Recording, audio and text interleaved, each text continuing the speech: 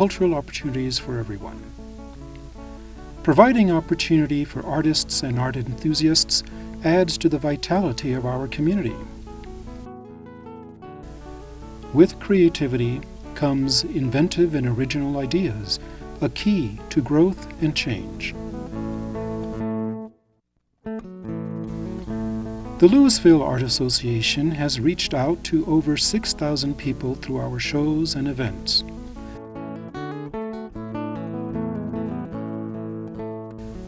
We have a membership of over 325 people.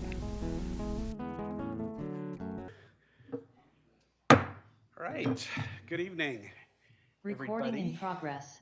It is the January 16th meeting of the Louisville City Council. Can we get a roll call? All righty. Mayor Lay, Here. Mayor Pro Tem Dickinson, Here. Councilmember Fahey, Here. Councilmember Hamilton, Councilmember Hefner, Here. Councilmember Kern.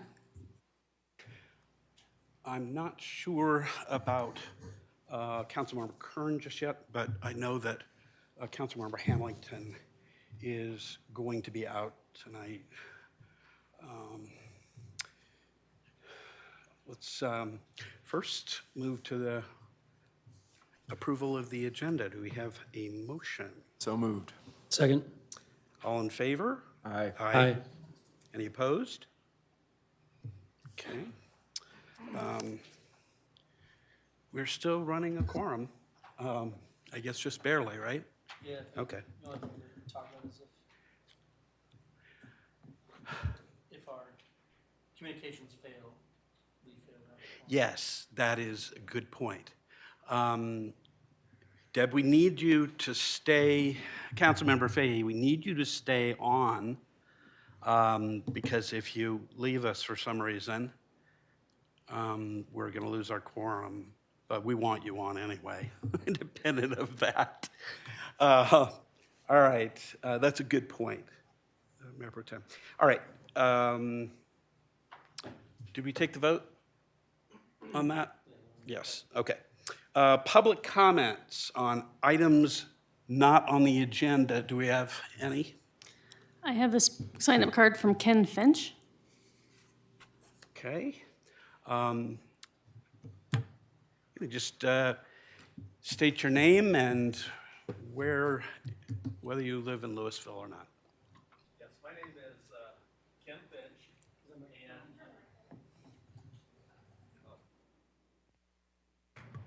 yes, my name is Ken Finch.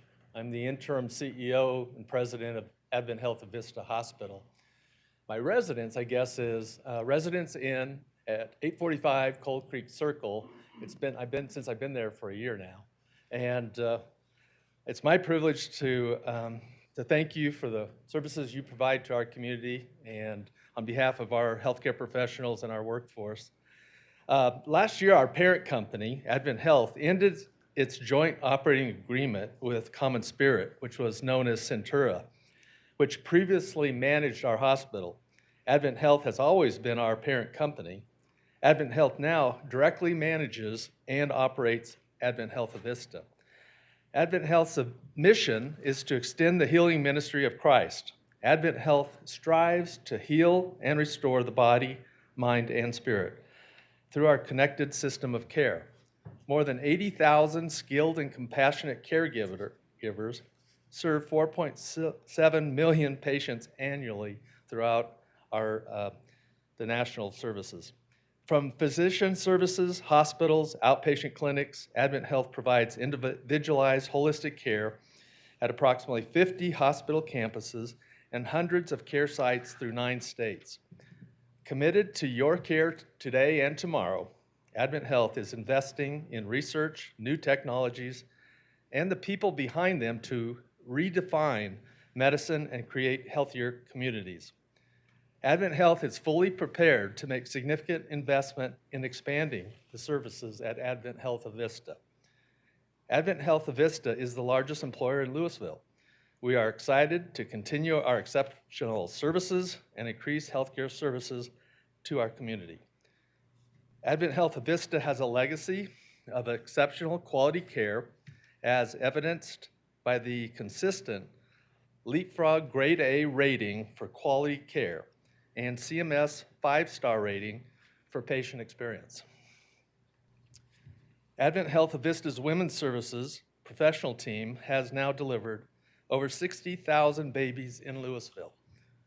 Press Ganey has recognized Advent Health Avista's exceptional neonatal intensive care unit with the Guardian of Excellence Award for the highest level of patient experience. Our Advent Health Avista ER team is always available 24/7. Their care is in the top quartile of ER patients' experience in the nation. There have been some confusion in the community regarding Advent Health Avista. Advent Health Avista has been here in Louisville for over 33 years. Advent Health intends to continue our service in Louisville and expand healthcare services to our community. Thank you for your time and support from your local hospital. Thanks. Any others? Does anybody online have any comments? No more comments.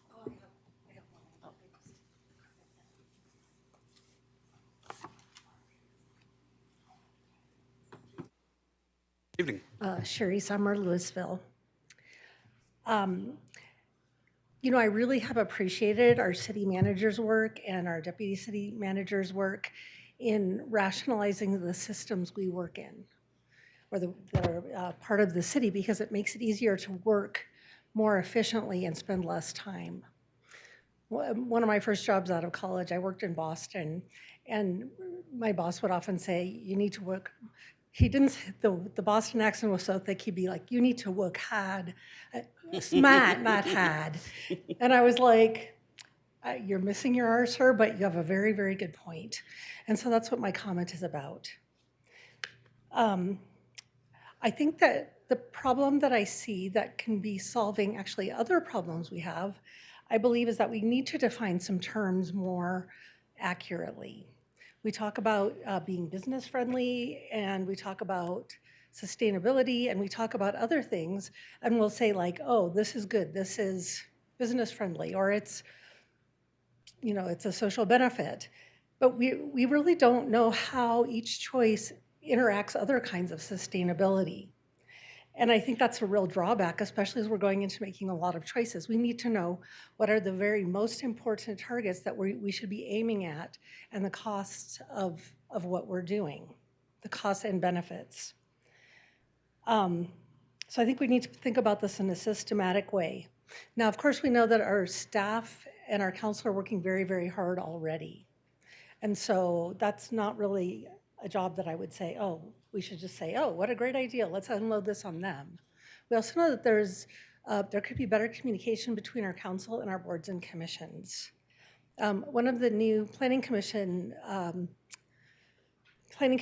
Jonathan Mahaley, is actually a PhD in aerospace engineering, and his whole job involves system engineering, which I think is wonderful. And my thought is, I'm just putting a seed out there because I doubt that it will be done immediately, but just an idea is, could we harness some of the energy in our boards and commissions so we could understand what decisions, how they work as a system and how they impact each other before we go into this really important planning time. And that way we could not give staff one more job. We could improve communication and synchronization of work plans between staffs and boards and commissions. And I think this kind of system improvement makes work easier and to do and easier to understand for everybody. Thank you very much. Thank you. Any others? Doesn't look like there are any online either. Okay. Thank you very much for the public comments. All right. Next in the part of the meeting, doing the consent agenda. Does anybody have a motion? Well, hold on for just a moment. Yeah. Any motion concerning the consent agenda? I'd move we approve the consent agenda. Second.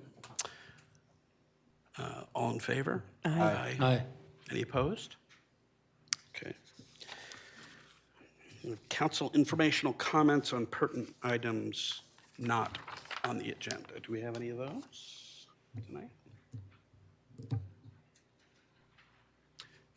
Councilmember Fahey? No. Nope. Okay. I don't either, so let's move on to the city manager's report. Is there a city manager's report this evening? Yes, Mayor. One brief report. I'd like to welcome Vanessa Serrate, our new Economic Vitality Manager, has started today. Vanessa is a certified economic developer and is coming to us from the city of Centennial, where she was a senior economic development specialist, and we're pleased to have her. That's Welcome. the end. All right, let's, without further ado, move to items on our regular business agenda. The first is Resolution Number 4, Series 2024, a resolution approving a property tax increment rebate agreement with Schlageter Properties. I think that's right. Did I pronounce that correctly? They will correct me if I didn't. Pursuant to the intergovernmental agreement between Louisville Revitalization Commission and the city of Louisville. Like a staff presentation? Good evening, Council. Austin Brown for staff. The item before you tonight is a resolution approving a property tax increment rebate agreement with Schlageter Properties, LLC. The applicant purchased the property at 916 Main Street in Louisville and is renovating the property with the intention of opening a new retail and service business, Radiance Med Spa. The applicant has requested a 90% rebate of the expected increase in property taxes generated by the project over a 10-year period. The Louisville Revitalization Commission, or LRC, may provide financial assistance for a project in two ways. First, the LRC may assist with the cost of public infrastructure improvements needed to revitalize a property. The second is direct financial assistance through property tax rebates. In the diagram on the right, the tax increment shown in light blue represents the expected increase in property taxes from which a rebate would be awarded. The LRC's property tax increment financing rebate assistance policy dictates that the city may award up to a 90% property tax increment rebate for a period of up to 10 years for projects that provide extraordinary community benefits or will generate substantial taxes for the city. And I know not all of you are familiar with the LRC's financial assistance process or direct financial assistance in particular, so I thought I'd just give a little bit an overview on that review process for you. So the city has established a 4-step review process for reviewing applications for direct financial assistance. Tonight's review represents step number 3 in this process. The LRC previously approved the proposed property tax agreement during its December 20th, 2023 meeting. Council consideration is requested in accordance with the amended and restated cooperation agreement between the LRC and the City of Louisville. Before we get to the agreement, I wanted to go over the staff evaluation of this application. Staff reviewed the project in terms of how it does or does not support the overall goals of the urban renewal plan, address the criteria for evaluation required for direct assistance, and demonstration of need for public assistance. First, staff evaluated the application based on advancement of the URA, or urban renewal area. The Highway 42 Urban Renewal Plan's purpose states the desire to eliminate blight and to stimulate growth and reinvestment within the URA. This project is an investment of over $2.5 million, including acquisition, in downtown. Staff finds that the project meets the intent of the Urban Renewal Plan and advances its goals through addressing 3 blighting factors. The investment in downtown will also result in an enhanced downtown area, increased property values, and enhanced pedestrian circulation. The second analysis looked at the criteria for evaluation, which are specifically outlined in the LRC's policy. Staff finds that the project will eliminate or prevent blight based on the 3 blighting factors that this project will address. The first is unusual topography or inadequate public improvements. The proposed renovation will include updating systems to meet current code requirements. In addition, ADA accessibility will be addressed at the building entrances and within the interior of the building. The second blighting factor is danger to life or property from fire or other causes. This renovation will include being brought up to meet all building and fire code requirements. The last blighting criteria is deteriorating structures. Repairs and replacements of the existing exterior walls, doors, windows, roof, and outdated mechanical, electrical, and plumbing systems will all be included in this renovation. When completed, the project will have significant positive impact on property value. The 2022 actual property value of $1,021,600 is estimated to increase to $1.4 million following project completion. This is a significant increase in downtown commercial property value. The proposed project retains the majority of the current storefront facade intact, which is consistent with the historic preservation goals and objectives. Minor enhancements are proposed to better support the proposed retail component of the new business, including widened windows and an entry door. These modifications will be subject to review by the Historical Preservation Commission. Per the review process, the applicant submitted a 10-year project pro forma that was analyzed by a third party. And I believe we have some representatives from EPS who did perform our third-party analysis online. So I'm not sure if we're able to have them give an overview of the financial analysis. Yes, Austin, this is Dan Imon with Economic and Planning Systems, and with me is Colton Hargan. And we're prepared to do a summary of the third-party financial analysis. We have a few slides that we'll go through here and then answer any questions that the council might have. Colton, are you going to put it up, or Austin, are you going to put it up?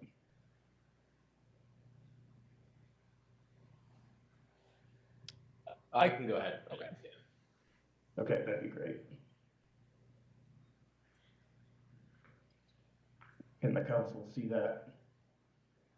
Yes. Okay. So, as Austin mentioned, we are with Economic and Planning Systems. We are an economic consulting firm based in Denver, and do this type of financial analysis for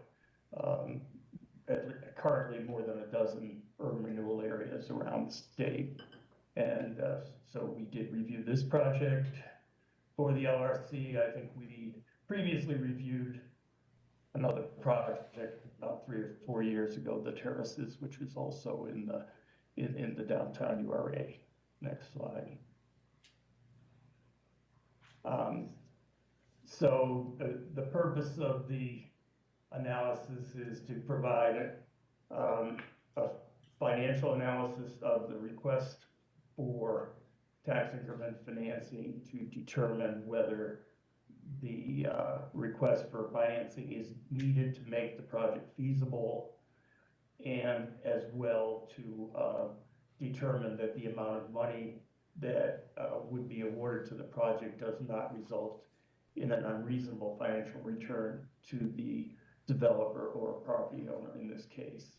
And so we've just got a brief presentation here. We'll go over the specifics of the project, downtown current market conditions, the so-called but-for analysis, which is that financial evaluation that I mentioned, and then provide estimates of the TIF revenues that we are estimating will be generated by the project, and then finally our summary.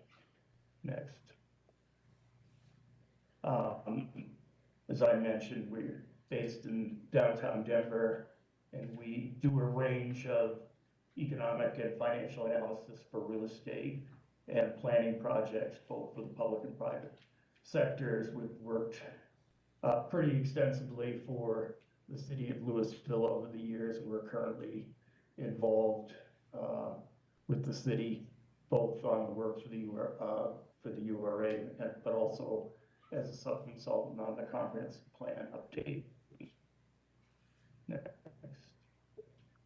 So the project overview, as Austin mentioned, is a building in downtown Louisville. It was formerly at one time the home of the Louisville Times, and more recently was the location of Creative Framing and Art Gallery before they moved out of downtown.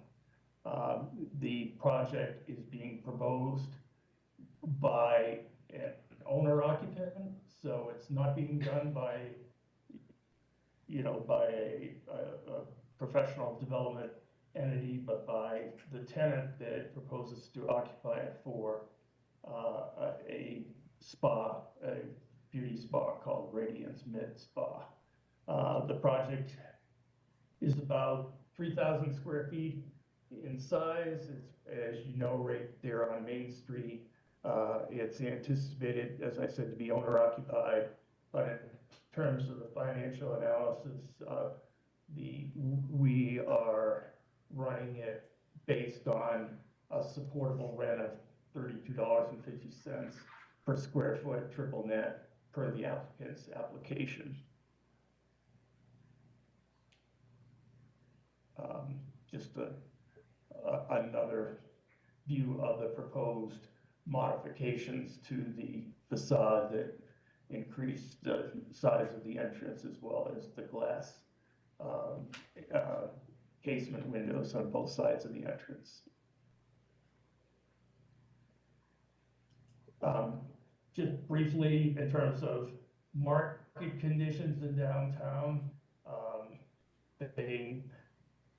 downtown was doing pretty well until the COVID recession, at which time there was a significant increase in vacancies, 30,000 square feet. I think three or four major vacancies at that point.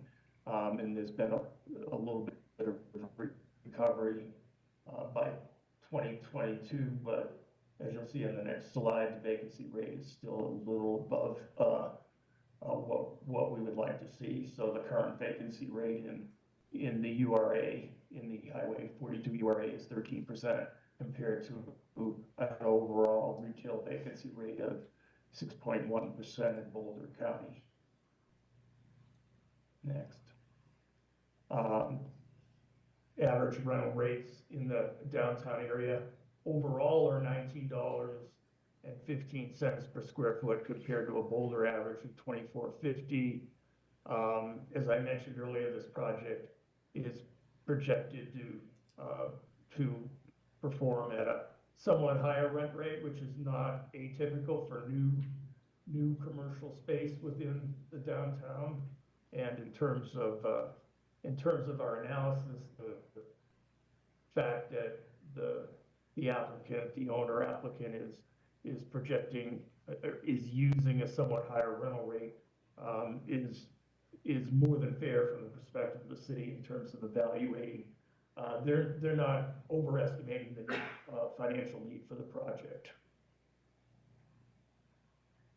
Next. So I'm going to turn it over to Colton right now, who did the modeling on this project, did the financial analysis, and he's going to run through the specifics of the two financial tests that we did under this but-for analysis. Colton. Thanks, Dan. Good evening, Council. So I'm going to run through our feasibility analysis. We used two primary metrics of return, the first being a yield on cost methodology, which evaluates the project's net operating income relative to the total project costs. For comparable projects throughout the Denver metro area, we typically see ranges of 7 to 9%. For the purpose of this analysis, we used a yield on cost hurdle rate, which is the rate of return that we'd hope to see the project achieve of 8%. Typically, the way we estimate those is by taking the capitalization rate for the market and adding 100 to 150 basis points to account for general risk for the developer. So that came in at 8%. The internal rate of return is a separate methodology which evaluates the cost of capital utilized to finance the project. So we look at the cost of debt, which is the interest rate, and then the cost of equity as well, which is the rate of return that equity investors expect to see for a project like this. So that, the weighted average cost of capital being our hurdle rate, was around 11%. Getting into more of the specifics, this is our baseline yield on cost approach. This is looking at the performance of the project without the TIF revenues or the facade grant. So you can see our hurdle rate up there on top is 8%. Total project cost came in at around $2.7 million. That includes the acquisition cost of $1.5 million, hard cost estimated at $1.1 million, and soft costs at $87,000. The net operating income for the project, utilizing that $32.50 as our basis there, came in at $86,000. That generated a yield on cost of 3.24%, and a total project gap. That's the difference between total project costs and what other projects based off of this level of net operating income should cost, and that was a gap of $1.6 million. This is the IRR approach, using the internal rate of return based off of a 10-year hold, escalating net operating income at 3% annually, and assuming a terminal cap rate of 6.5%, which is the standard for the market right now.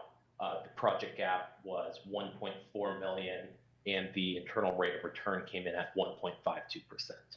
So well below that hurdle rate of 11 that we're looking for. In order to estimate the level of TIF revenues that we can anticipate at this property, we looked at two different scenarios. The first scenario, which is what you're looking at on the screen, ran through the URA sunset, to be precise, 1 year after the UR sunset, to account for the tax increment that was generated in the final year of the URA. Total TIF revenues were estimated at $75,000. As Austin was explaining, that's the property tax. That's the difference between the base valuation now and what we've estimated the property valuation at in the future. We took two different approaches to estimating the future property value. The first approach is an NOI capitalization approach. Similar to the yield on cost methodology, we looked at the amount of net operating income that we can expect the property to generate, and we compared that to the market capitalization rate that investors are paying for that type of yield. So that came in at about $400 per square foot. And then we also looked at the average property values for similar properties in the Louisville area, and that came in at around $450 per square foot, just to fact check that approach. So under scenario one, we've estimated TIF revenues totaling $75,000, ranging from around $6,500 in 2026 to $17,000 in 2032. Scenario two looks at what it would look like if the applicant were to receive TIF revenues for a full 10-year period. So this extends 3 years beyond when the URA sunsets. Those final 3 years, those TIF revenues being generated from URA reserves. Under this scenario, we've estimated $136,000 in TIF revenues. To summarize, the applicant has requested a $154,000 facade reimbursement grant, in addition to $75,000 estimated under scenario one, or $136,000 estimated under scenario two, for total public revenues of $229,000 under scenario one and $291,000 under scenario two. With these public revenues, the property still falls below our hurdle rates under the yield on cost and the internal rate of return approach, generating a yield on cost of 3.51% under scenario one and 3.55% under scenario two, and then an IRR of 2.5% and 3.14% respectively. Those gaps range from just about 1.38 million under scenario 1 under the yield on cost approach, and a similar gap under scenario 2, and then a $1.19 million gap and a $1.17 million gap under the IRR approach. So even with the public investment still falling well below market average. Dan, I'll turn it back over to you here. Yes, thanks, Colton. So in summary, running our financial analysis, the applicant is not receiving under either of those scenarios as much revenue as the third-party developer might expect or might be looking for if they were doing a third-party developer lease arrangement in a project. You have an owner-operator here who's willing to take a much lower rate of return. There are other financial reasons why a property owner might do so in terms of their own tax benefit and the fact that they're running a business that they're more than likely to occupy for a much longer period of time, all of which is beneficial to the city and the downtown area. The applicant has requested $200,000 in TIF revenues over a 10-year period of time. Our analysis suggests that under our financial assumptions that under the 10-year period they would only get about $136,000 in revenue if the city chose to give the applicant the full 10 years of TIF revenues. But we certainly support the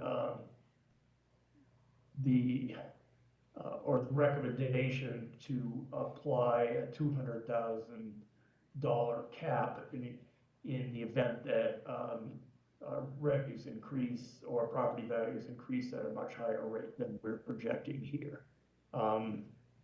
So just to be clear, the recommendation is that the TIF revenues be applied over 10 years through 2035, which would require the city to apply those last 3 years of revenue out of the URA's reserves, because the district would sunset in 2032.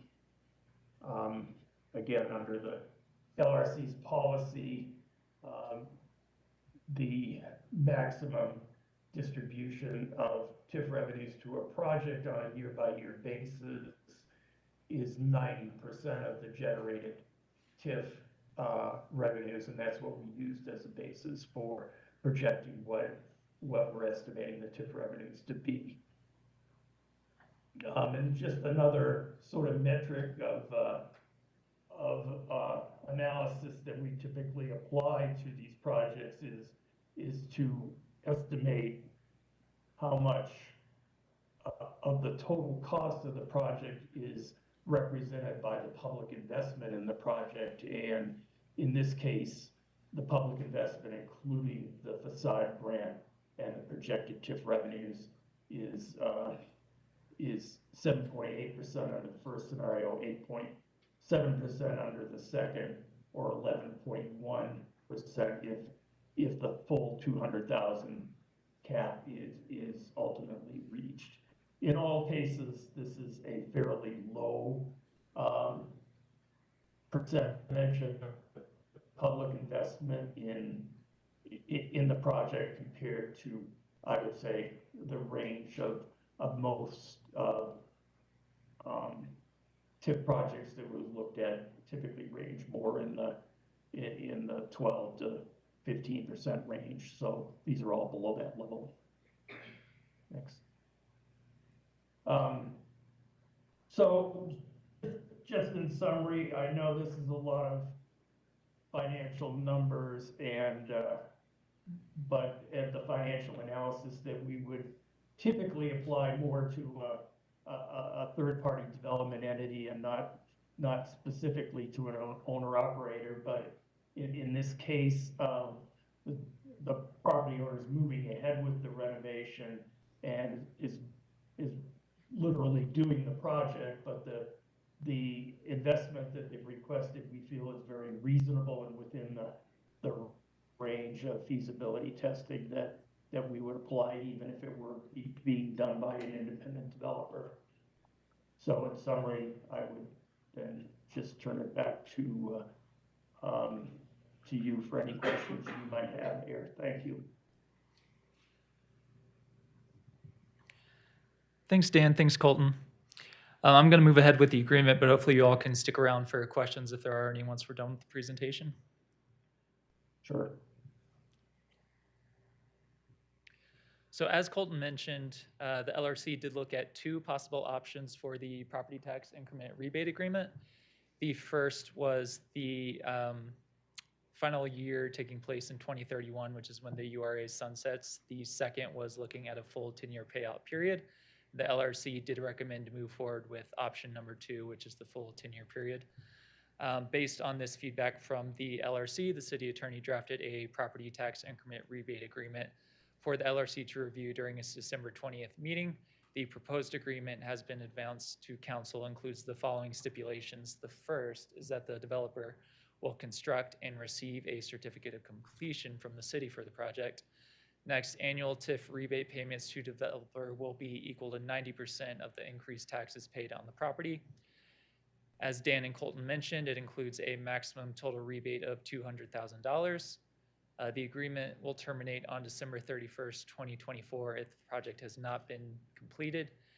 And then the assignment of the agreement can be permitted provided that any entity who is an affiliate of the developer, provided that such assignment is of the agreement in its entirety to a single entity, a successor entitled to 100% of the developer's ownership interest in the project, or a lender to the developer, provided such assignment is limited to a collateral assignment or pledge of the amounts payable to the developer.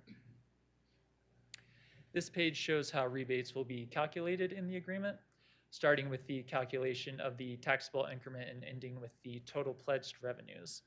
Please note that for the proposed agreement, the annual rebate payment will be equal to 90% of the pledged revenues. So 90% Austin, would be. Austin, Yes. can I interrupt you for just a second? Sure. Can you increase the size of that slide in any way? Because it's pretty tiny. Move to you.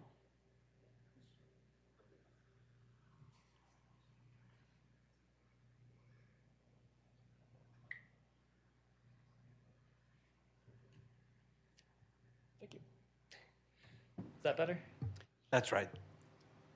We have that in our packet, but alas, nobody else does who's sitting here or. Right. Sorry about online. that. Not a problem. Not a problem. Thanks.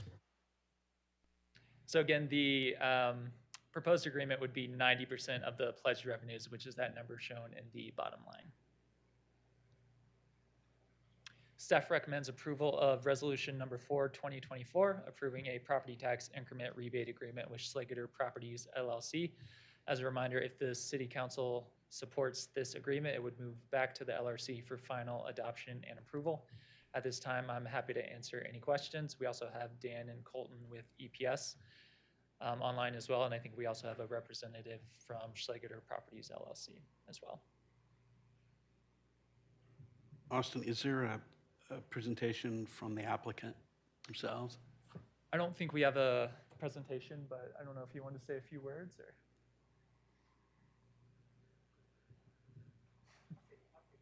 Okay. Yeah, I think they're willing to say a few words. Good. Thank you.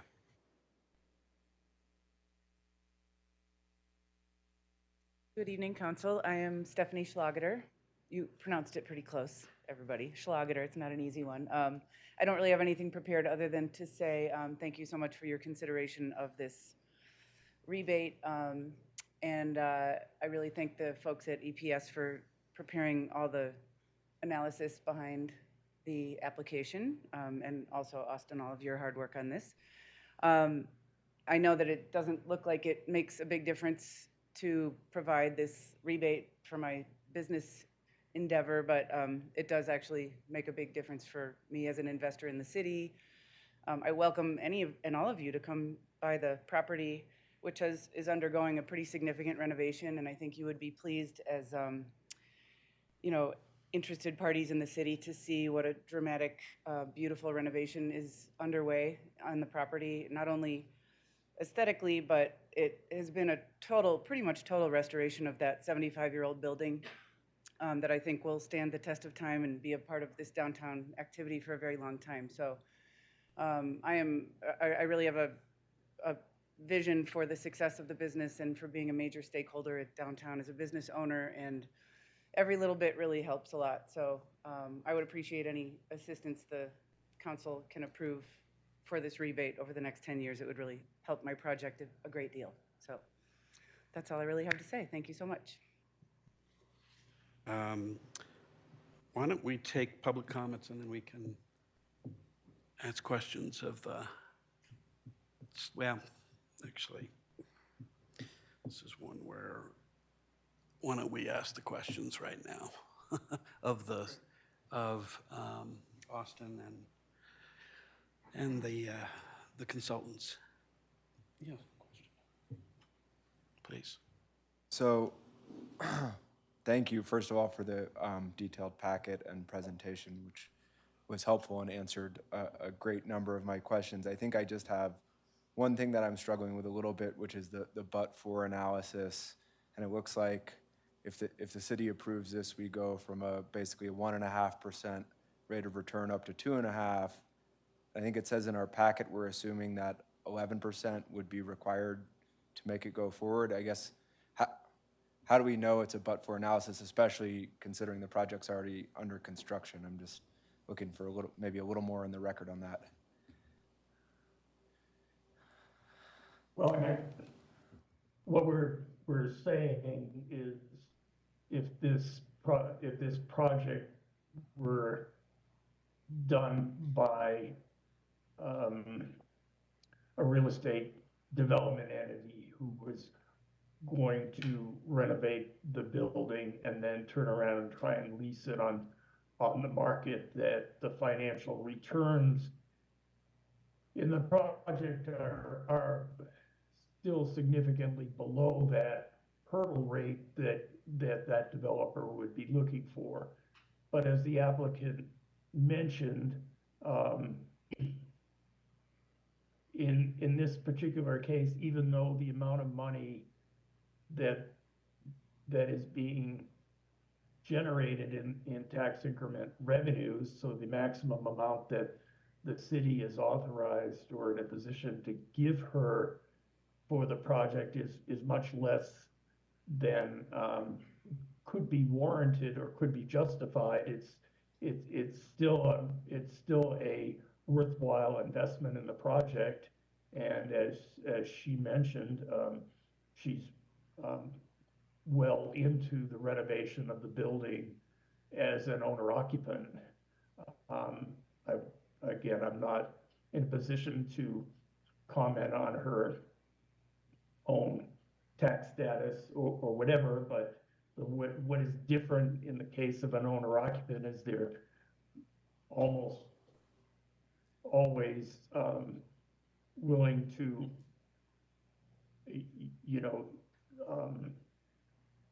most often would be in the project for a much longer period of time, and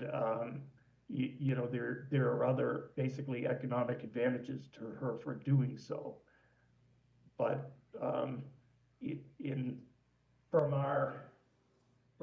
the perspective of our analysis, it's just, we're just pointing out that the analysis points out that the amount of money that's being invested in the project is not creating an unreasonable financial return to her as an owner-occupier of the building, and in fact, it's not even achieving the sort of minimum standards that a third-party developer might be looking for. But as she mentioned, to put it in very much layman's terms, every little bit helps in terms of addressing the challenges and the expenses of doing the renovation of a 75-year-old building.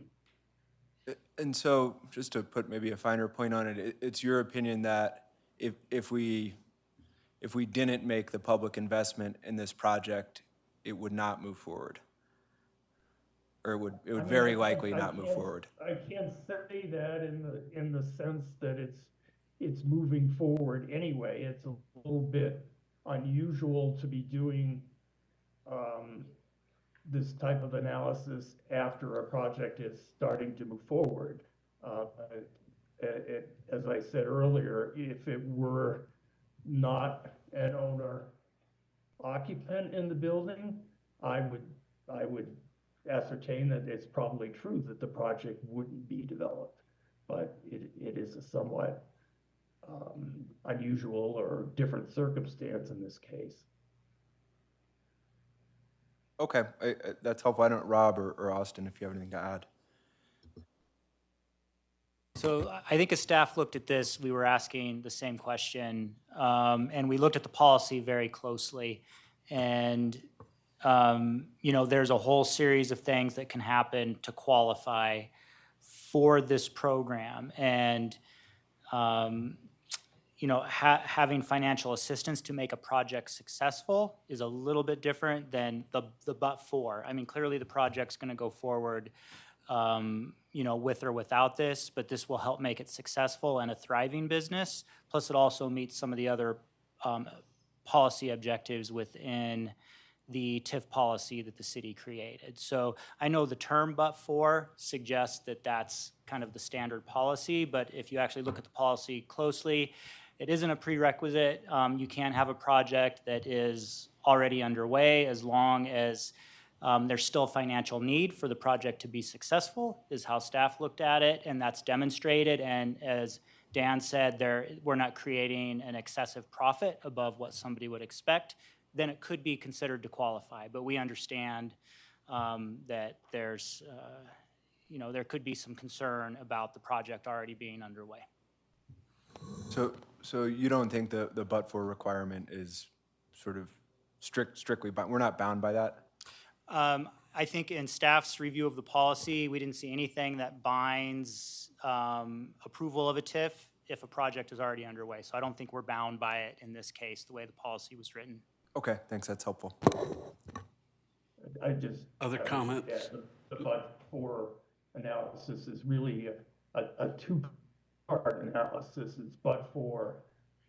The first part is but-for, would the project move ahead or be feasible? And we explained why in this case that might not be applicable here. The second part is but-for the public investment. Does the developer in this case, or in this case the owner, achieve an unreasonable rate of return because of the public investment? And they do not, so it does meet that aspect of the but-for analysis.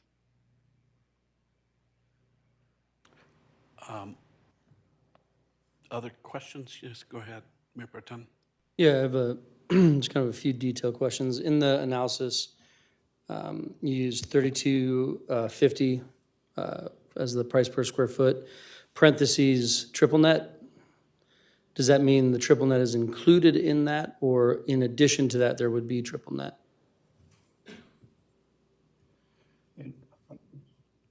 Go ahead, Colton. And just while he's looking, for those that aren't familiar with commercial rental, you pay to rent the space, and then on top of that, you pay for the utilities, and that's called triple net, the NNN. And so the real rent would be potentially $32.50 plus triple net, or this would be like, no, it's more like 25, and then if you add triple net, it becomes 30. So I'm trying to figure out if this is supposed to be $32.50 plus expenses. Yeah, Taxes, just insurance. the detail there. Triple net recoveries we've estimated at $14.77. not included in the $32.50. Not including the 30. Thank you. That's good information. I just wasn't clear at first glance, so thank you for that. And then, are there two entities, and this could be a question for the owner or not, like sometimes, one entity is the owner of the building, one entity is the tenant. They might be owned by the same human, but there are two separate entities, one is renting from the other. I'm curious if this is, I get that it's owner occupied, but is it separate entities or two entities?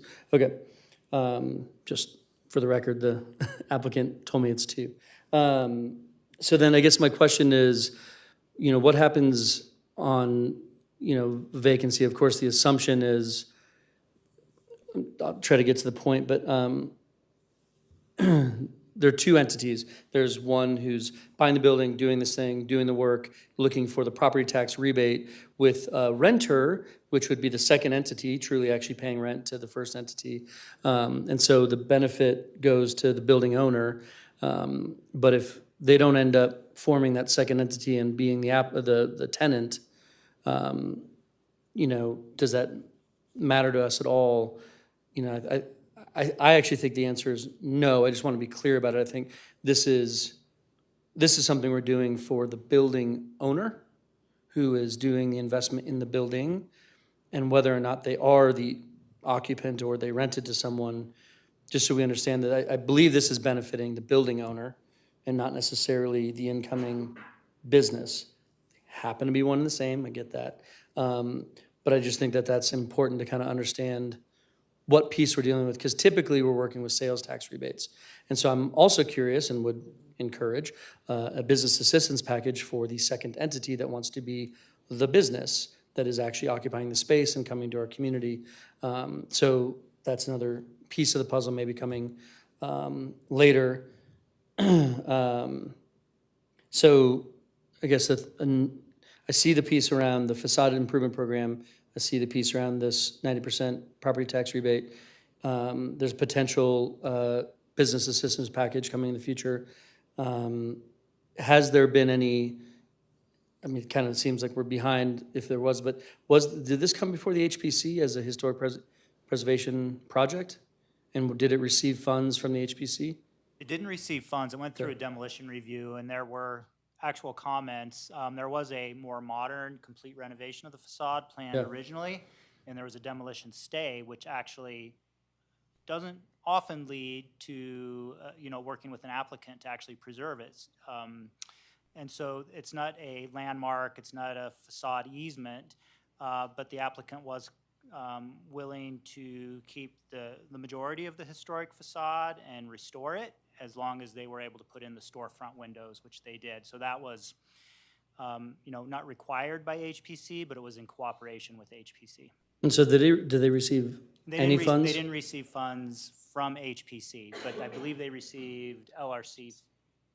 Well, they did get an HSA. I'm sorry, not to make just to look into just to do an assessment. Yeah. Because I think one of the things from the Historic Preservation Commission is not just giving money to actually preserve a building, but giving money to build something with respect to the historical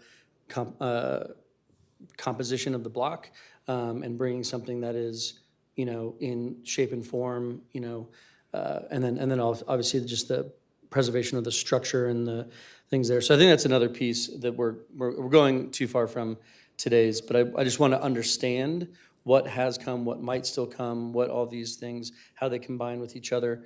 And so I think my comment is just, I don't think I've seen one of these in my 4+ years on council where the LRC is recommending this property tax rebate, which I'm excited that they're getting involved in that way. The LRC's money is not simply their money. There's a process there, but the LRC has a process which we see in our packet for making a decision about whether this is the best use of their increased property tax, right? But I think that's another thing for us all to just remember and realize that without this project, there's a certain amount of income that the city would receive, and with this project, we're going to receive more just because of the investment they put in, and they're looking to get some of that back. Again, hopefully that's obvious to some of us. Others, it's not. This is complicated, right? But we will already be receiving some money. We're going to receive a lot more and give a lot of that back. So that's my final question. I think, again, this is for clarity.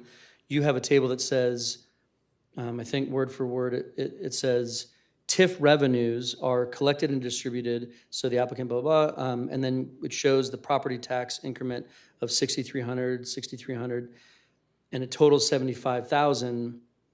That's the 90%, right?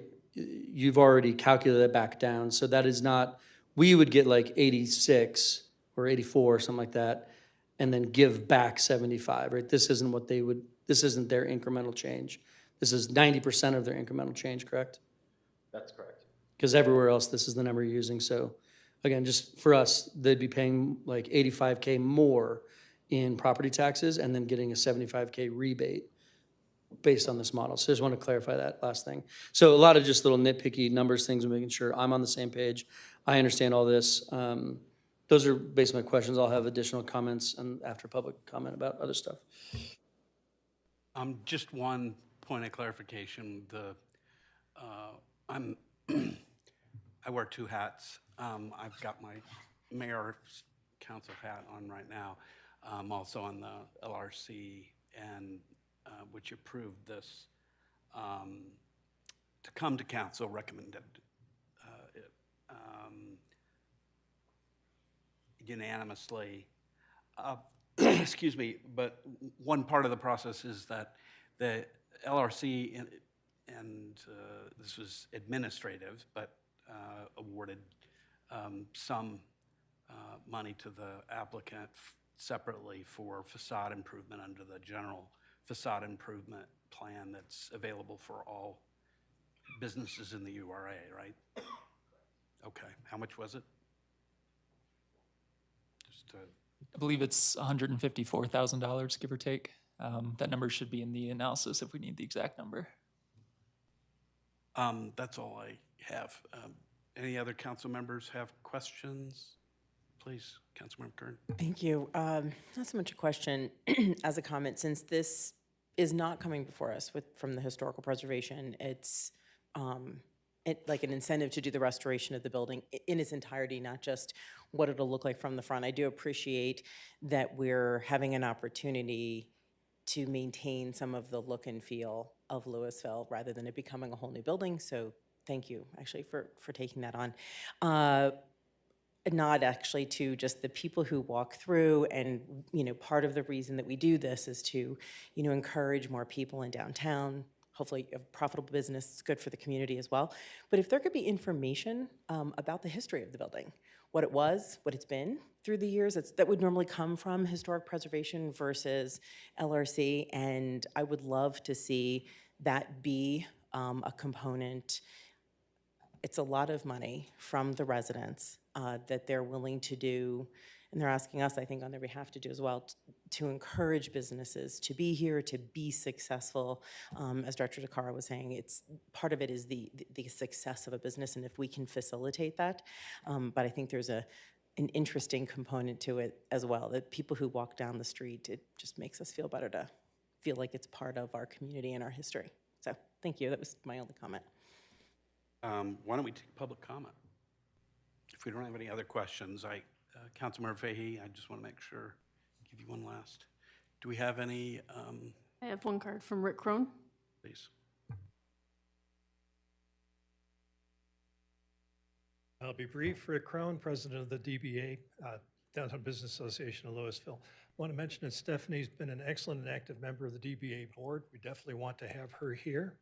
DBA supports the project generally. We support the EPS recommendation, the staff recommendation, and the LRC recommendation.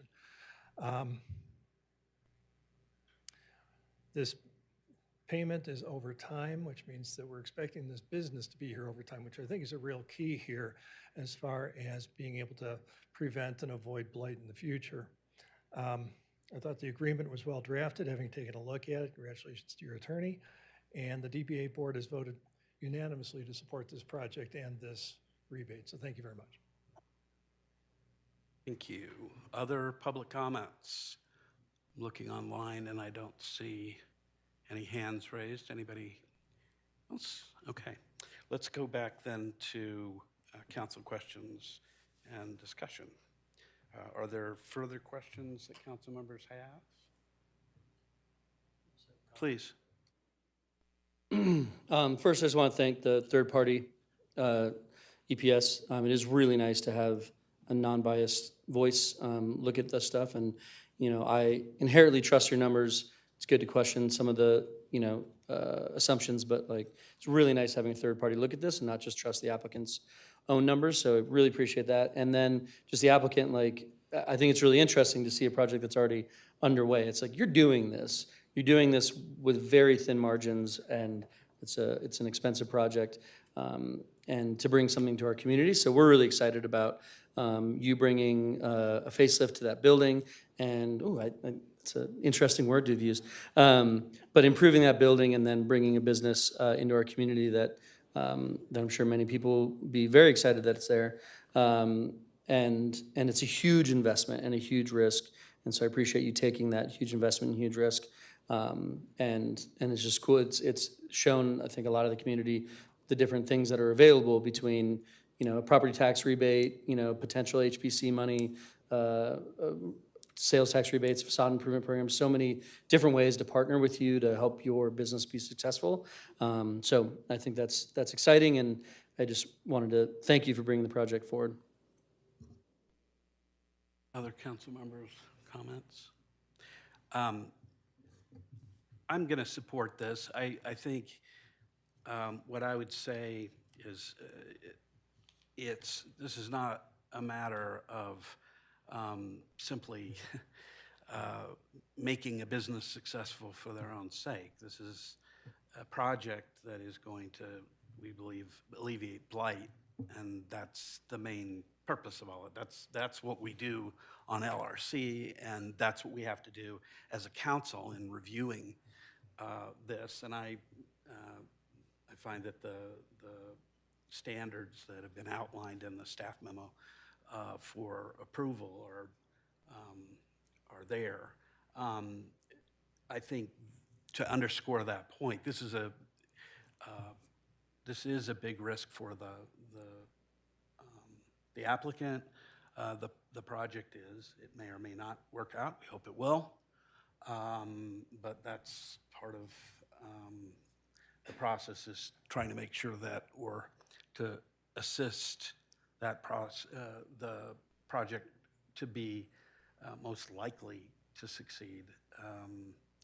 And I appreciate the clarification that Councilmember Hefner elicited about this but-for test. I think it's, in the future, we may want to kind of clarify that even more than we've done in the staff memo, just to make sure it's crystal clear what exactly it is, because it sounds very much like it's like if this money weren't given, or if this money is given, it will be able to be done, and if not, it won't. And it's not quite that. It's a little more nuanced than that, as I understand from staff. But any other Deb, Councilmember Fahey, please. Yes, thank you. I just wanted to comment. I also agree with giving this assistance. And in addition to becoming a more vital building and area in downtown, it's also going to be a safer building, since it is building to the 2021 ICC building codes, and it is also building in a fire-resistant manner. So those two things make it a safer, better building than it was before, in addition to functioning as an economic vitality area. Thank you. Thank you. Any other follow-up? I was hoping you'd entertain a motion. Shoot. I move the approval of resolution number 4, series 2024. I second. Okay. Any discussion? All right, why don't we take a roll call vote? Councilmember Kern? Yes. Mayor Pro Tem Dickinson? Yes. Mayor Lay? Yes. Councilmember Hefner? Yes. Councilmember Fahey? Yes.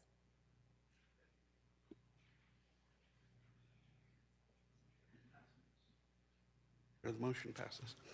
Why don't we move on then to congratulate the applicant, and thanks for all who were involved in this, because it's a very complex project, very complex use of the URA mechanism, and thank you to staff who did a heavy lifting, and thanks to the LRC for assistance, and thank you to the applicant and everybody else who was involved.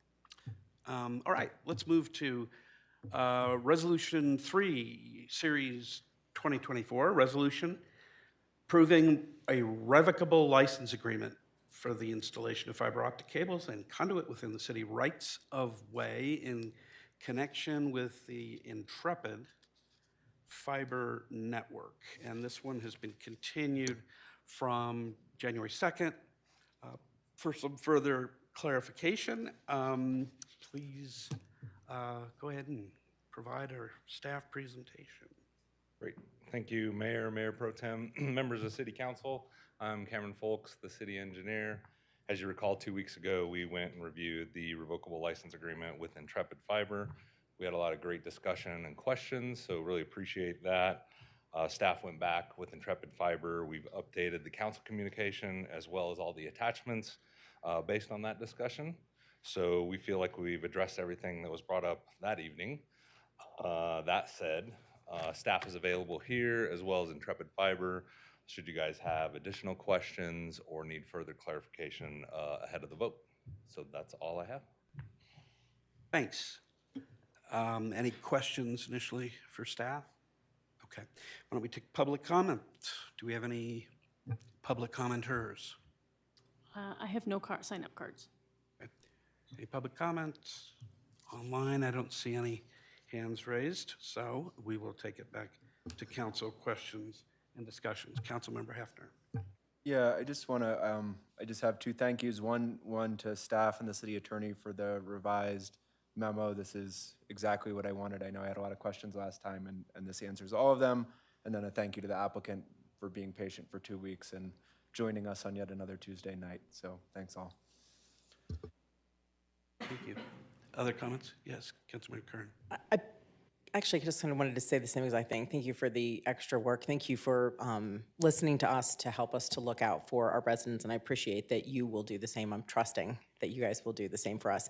This has come up again recently with other people, just so you have some history as to why I'm very worried still, with other people that are in public right-of-ways and residents, again, not having the protections and the notifications.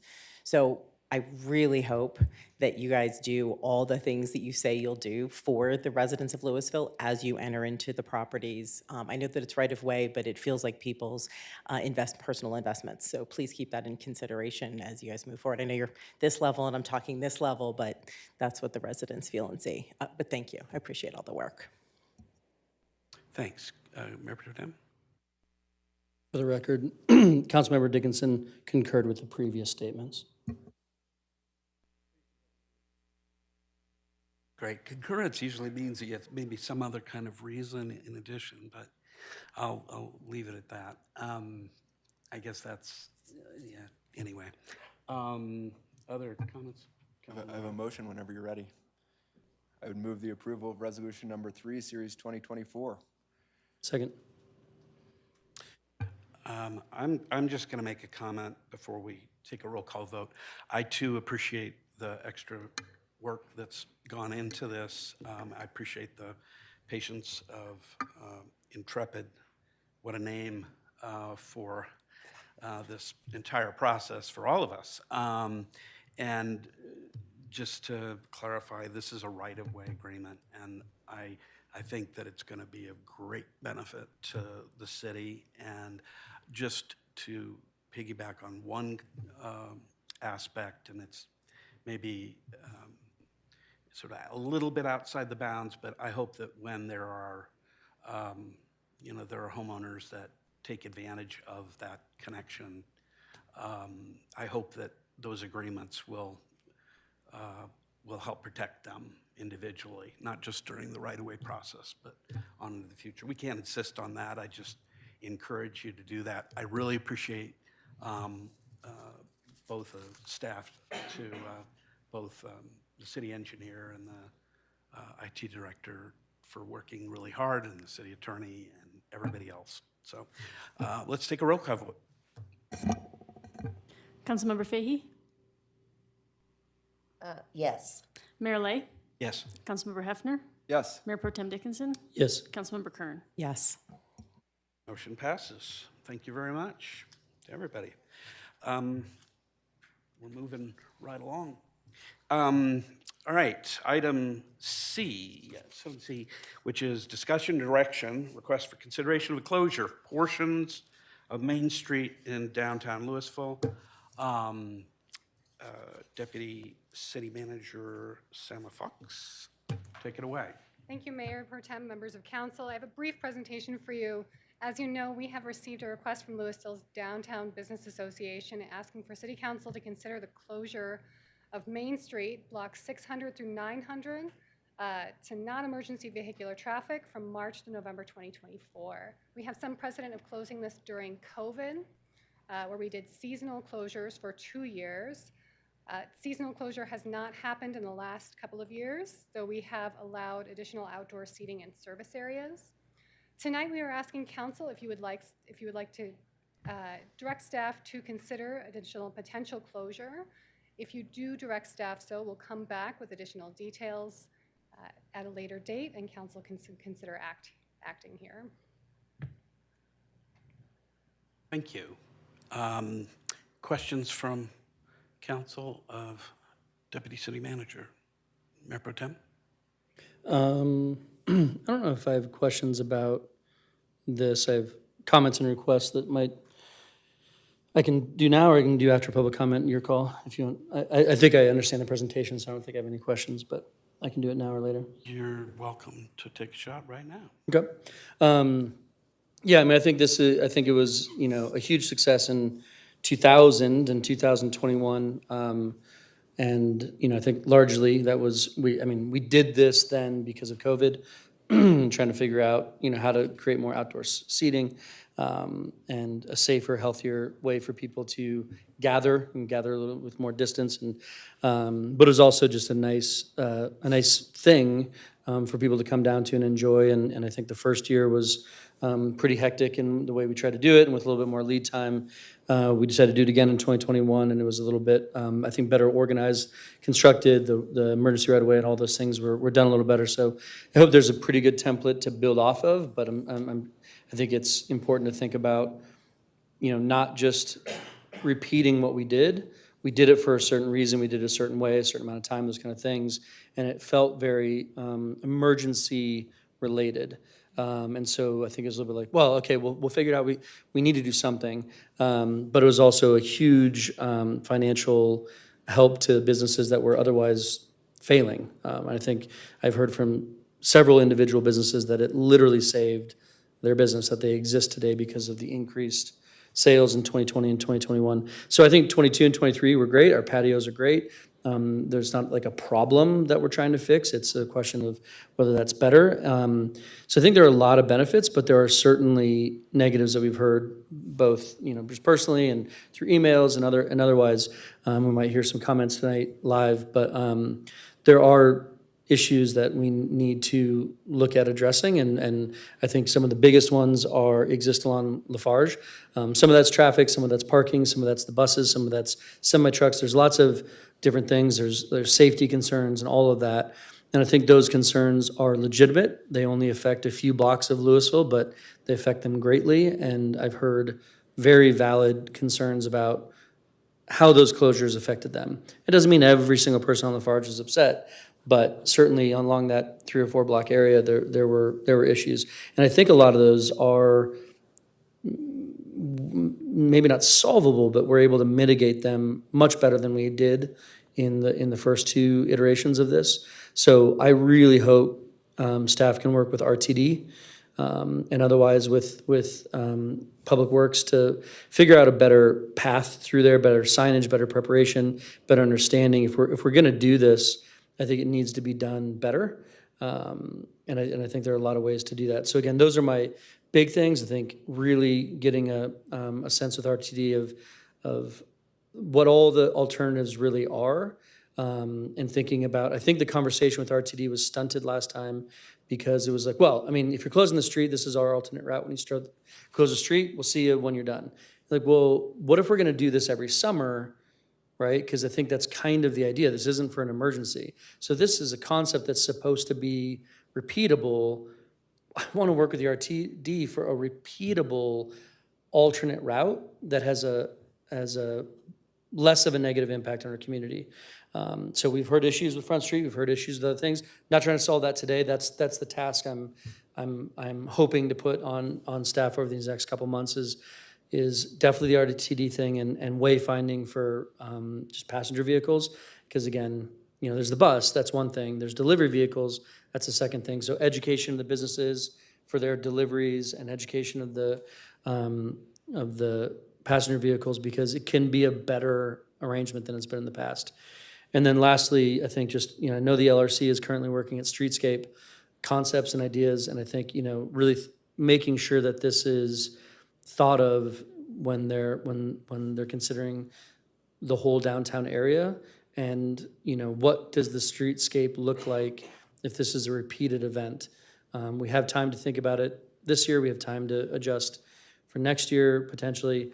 But really thinking about how to do it better, how to do it longer. And maybe it's year by year that we know that there are some long-term improvements to do it. But yeah, I guess want to emphasize, this is not emergent. This is a conscious decision to make a pivot, potentially. And then lastly, you know, ideas on what we do with the patios.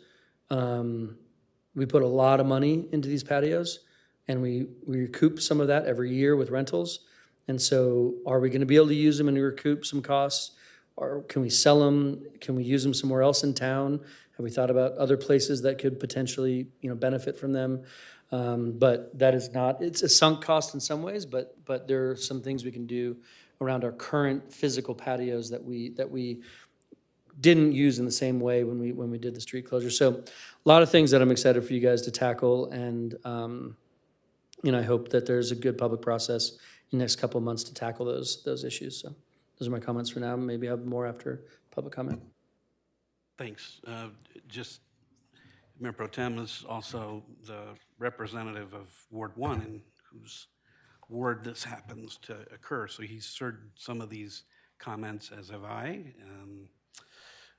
in years past, and the concerns. We can talk a little bit more about them as time goes on. But any other council comments? Councilmember Kern. Thank you. It's, again, just because it is part of the discussion, right, is asking you guys to look into more things. I actually, I do agree with a lot of the stuff. In fact, I was like, oh, I didn't even think of that. Reusing patio things. It's a really good idea. I wanted to throw a couple of other things out there. I know we kind of brought this up last time too. We, at some of our big events, like the street fair, we make sure that it's zero waste. So that, you know, that's better, more recycling, more composting. We make a real concerted effort for that. I think that it seems to garner a lot of support from the community. And I think it's great. I think it falls right in line with all the sustainability items that we're trying to achieve citywide. So I think if we can do something like that, and I don't know, do we want to talk about the ability to, and this may be off the table 100%, I'm just asking, do we want this to be someplace where it can have like open containers? I mean, I know that like other cities have been able to successfully achieve this. Is it something that would help the businesses make this even a more interesting thing? Legally, I mean, there's probably a lot to look into. I mean, but this is just all the conversation, the things that I'd like to be able to learn about, talk about, because if we're gonna do it and it's not an emergency reason, so for public safety, we can still dine out. If it's for enhancing the environment and making it more appealing and as a draw all summer long to the downtown, let's actually make it good. Like almost, maybe not like a street fair all the time, but I was thinking totally out loud earlier today, like a food truck, but for retail. Can we open up a spot that somebody could put something in there so it's it can lock up when they're closed and open during, because if it's walkable, it's not just the storefronts. We're bringing like a storefront, maybe it's another business in Louisville that's not on Main Street that would love that access and that participation. And since we're discussing, I thought it would throw a lot of ideas. I think it's good to discuss plenty of ideas, and the open container piece of it, maybe that if we choose to move forward, might be something that could at least be mentioned by staff and looked into, as well as other aspects of it. I think I appreciate you raising this. This is one of the good things about having new people join the council who bring fresh ideas to it. Yeah, Councilmember Hafner. Yeah, thanks. I agree with what's been said. I think in my view, I see this as sort of maybe the third year of a pilot project, and we have, as Mayor Pro Tem Dickinson mentioned, some improvements to make. I'm not sure if we end up doing it this summer, this will be the final version, right? Especially considering it's already halfway through January and summer will be here before we know it. So I think one thing I'd like to see when options come back to us is sort of assuming, or if we do decide to go forward, what are the next steps in terms of evaluation and iteration and sort of thinking toward the future, and if this becomes a regular annual thing, how do we want to approach it and what kind of planning do we want to do? I know there's been discussion about are there permanent bollards that go in the street or whatever, and just thinking through what's the timeline look like for that, understanding we don't have an enormous amount of time left to maybe undertake some more complicated ideas this year. The other thing I also really want to see, and this has been mentioned, is RTD is obviously a big issue, and I hope we can push them to really take a hard look at least a couple different options so that we have some choices and that they're not just dictating to us, here's where we're going to put it if you do this.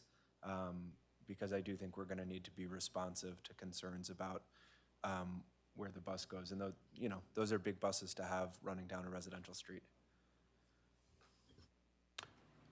Councilmember Fahey, do you have anything you want to add right now? I would just add, I agree with everything that's been said, that I think this is like a first step in re-implementing the closure.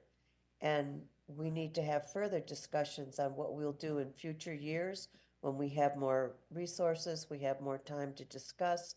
But right now, I think the biggest issue for the feasibility of this year is the buses and where are they going to go, and can we get them to reroute over to Highway 42 or something instead of onto Lafarge, for example. I like the idea of maybe opening it up for open carry. That would be a nice improvement for a lot of restaurants. I don't think you meant open carry, right?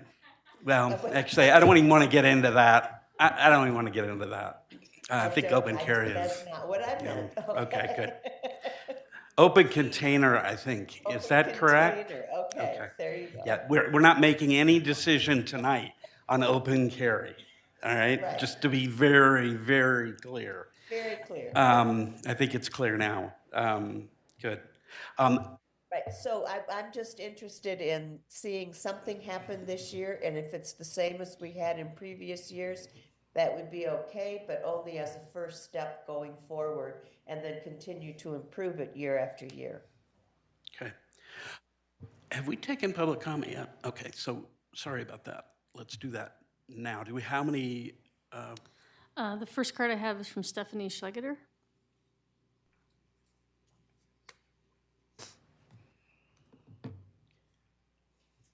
Hi, Stephanie Schlageter. I am now here as the representative of the Chamber of Commerce. I'm now a board member as of today, my first meeting, but Eric Lund was not able to make it today. I believe he sent a letter over earlier today that you might have already seen, and I'm just in here to echo or comment on that letter to say that the Chamber supports the DBA's request to support the street closure. So just wanted to make that comment while I was here. Do you all have the letter? You got the letter today? Yeah, thank you. Thank you. Next. Next card I have is from Catherine Smith.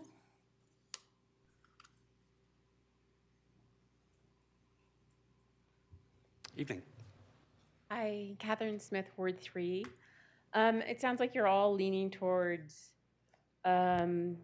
exploring what can be done here. I'm really excited to hear that. I'm very much in favor of a walkable city, a place where we can all go downtown and relax and enjoy the great people that live here and the place that this is.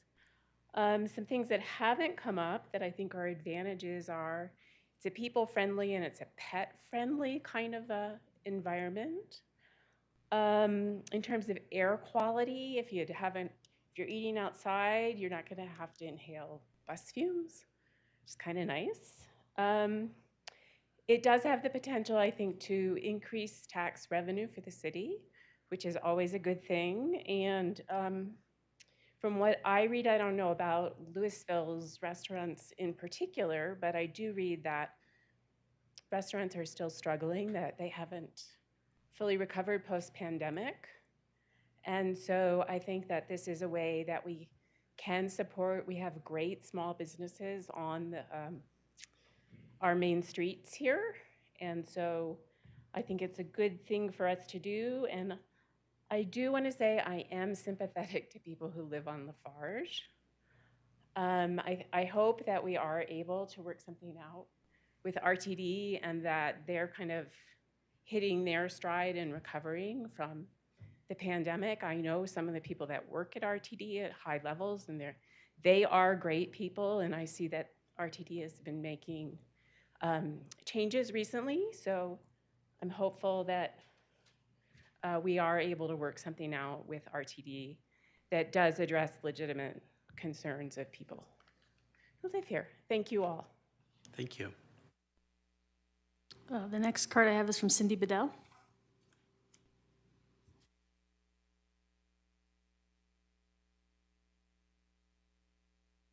Oh, hi, I'm Cindy Bedell. I live in Ward 2 in Louisville. When portions of Main Street were closed before, my family and friends and I frequently came downtown for lunch, dinner, to go shopping.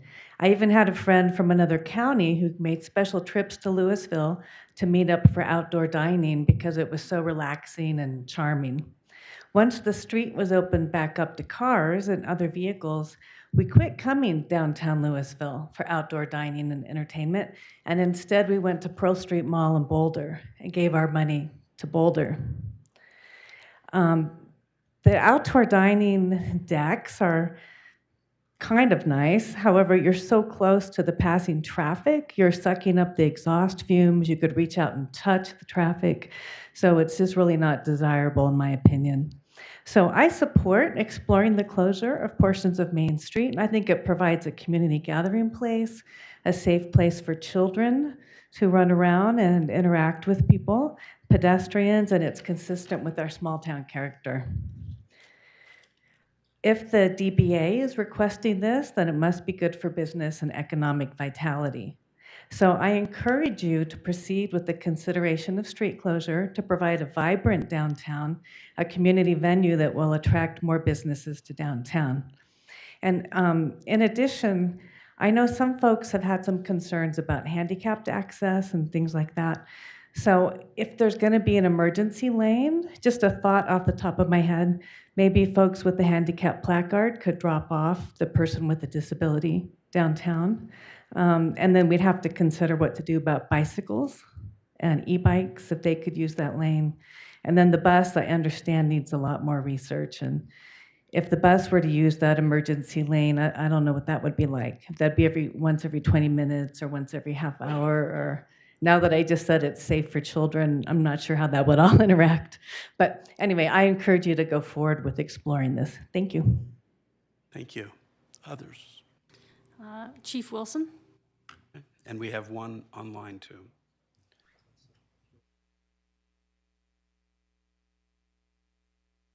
Good evening, Mr. Mayor, City Council, and City Staff. John Wilson, Louisville Fire Protection District. We are in favor of you exploring it, but or there's a however. We are neutral in the closure itself. And here are the reasons why. It's safety reasons. Back in 20 and 21, we allowed it to move forward, but the width of the closure was smaller, and there was a risk that I could not put my ladder trucks up in the air in case we had a fire. So if we are going to move forward, I'm going to ask for more of the road than we gave in 20 and 21. Other things to consider possibly is the street fair and also the farmer's market. So you're really kind of compromising my response if there is a true fire. Medical-wise, we can use other roads and that would be fine. But when it comes to a fire and a couple buildings are on fire and I have to put a ladder up to try to put it out, it's going to compromise my ability to put it out. So just things to think about. Again, we are in favor of the council moving forward, and I'll be working hopefully with the staff for any of this moving forward. Thanks. Thank you. Other public comment? Online, we have a comment from Corey Colvin Williams.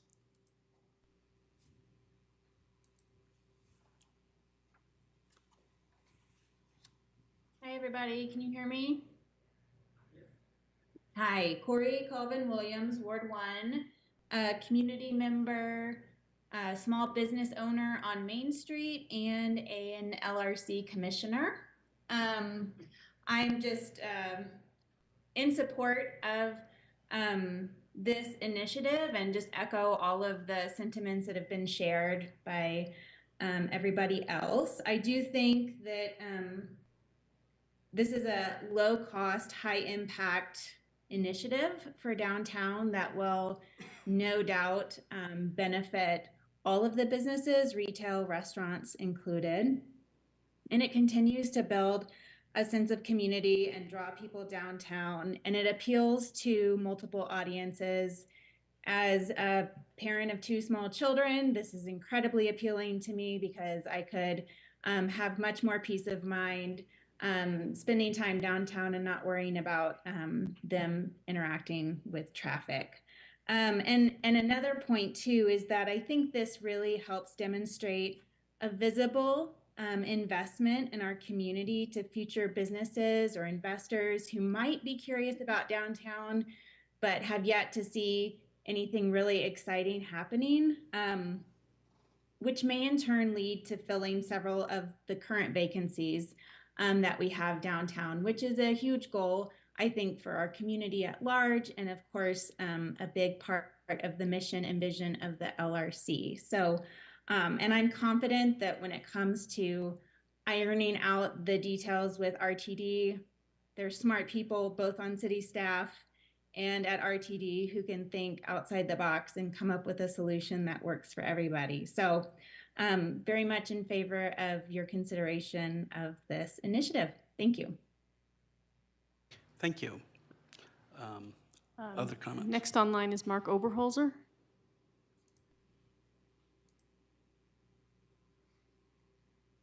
Good evening. This is Mark Oberholzer. I live 224 Hoover Avenue. I also own Tilt Pinball and the building on 640 Main Street, the corner. I won't go into any of the specific reasons because everybody before me has covered them. I think this has been a great discussion. I just wanted to briefly lend my wholehearted support for this project. I would love to see it move forward. So thank you for bringing this up. Thank you. And I have one card from Josh Cooperman. Mr. Cooperman. Hi, Josh Cooperman. I live in Ward 1. My family and I certainly enjoyed the Main Street closure on the occasions that it happened recently. But especially as a resident of Ward 1, I do know that there are concerns from residents who live on Lafarge and nearby. Besides the bus, there's also the issue of people parking more along Lafarge than usual. And I also have spoken to people who would like to bike through Main Street and found that difficult with the closure. Obviously, there are other roads you could take on your bike, but Main Street doesn't have a hill, so maybe that's part of the reason.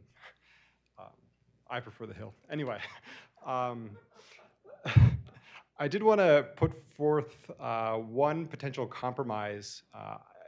It's maybe not ideal, but it's maybe something to think about, which is that we could consider closing Main Street between Pine and Elm and leaving open the rest of Main Street. So we'd get a considerably smaller closure, but we wouldn't disrupt the bus, and we would presumably put fewer cars parking on Lafarge. And there's a parking lot off of Main Street on that block, but you could access it through other ways. So we also wouldn't impact that parking. I guess the real, the crux of this idea is whether or not it would really be effective. Right. So a lot of the restaurants would have to just use the parklets, I guess. But maybe we could find some way to make it work. I don't know. Thanks very much. Thank you. I'm not seeing any other comments online. Anybody else? Okay. Let's take it back to council for, let me make a couple of comments. I didn't speak before, but I wanted to address,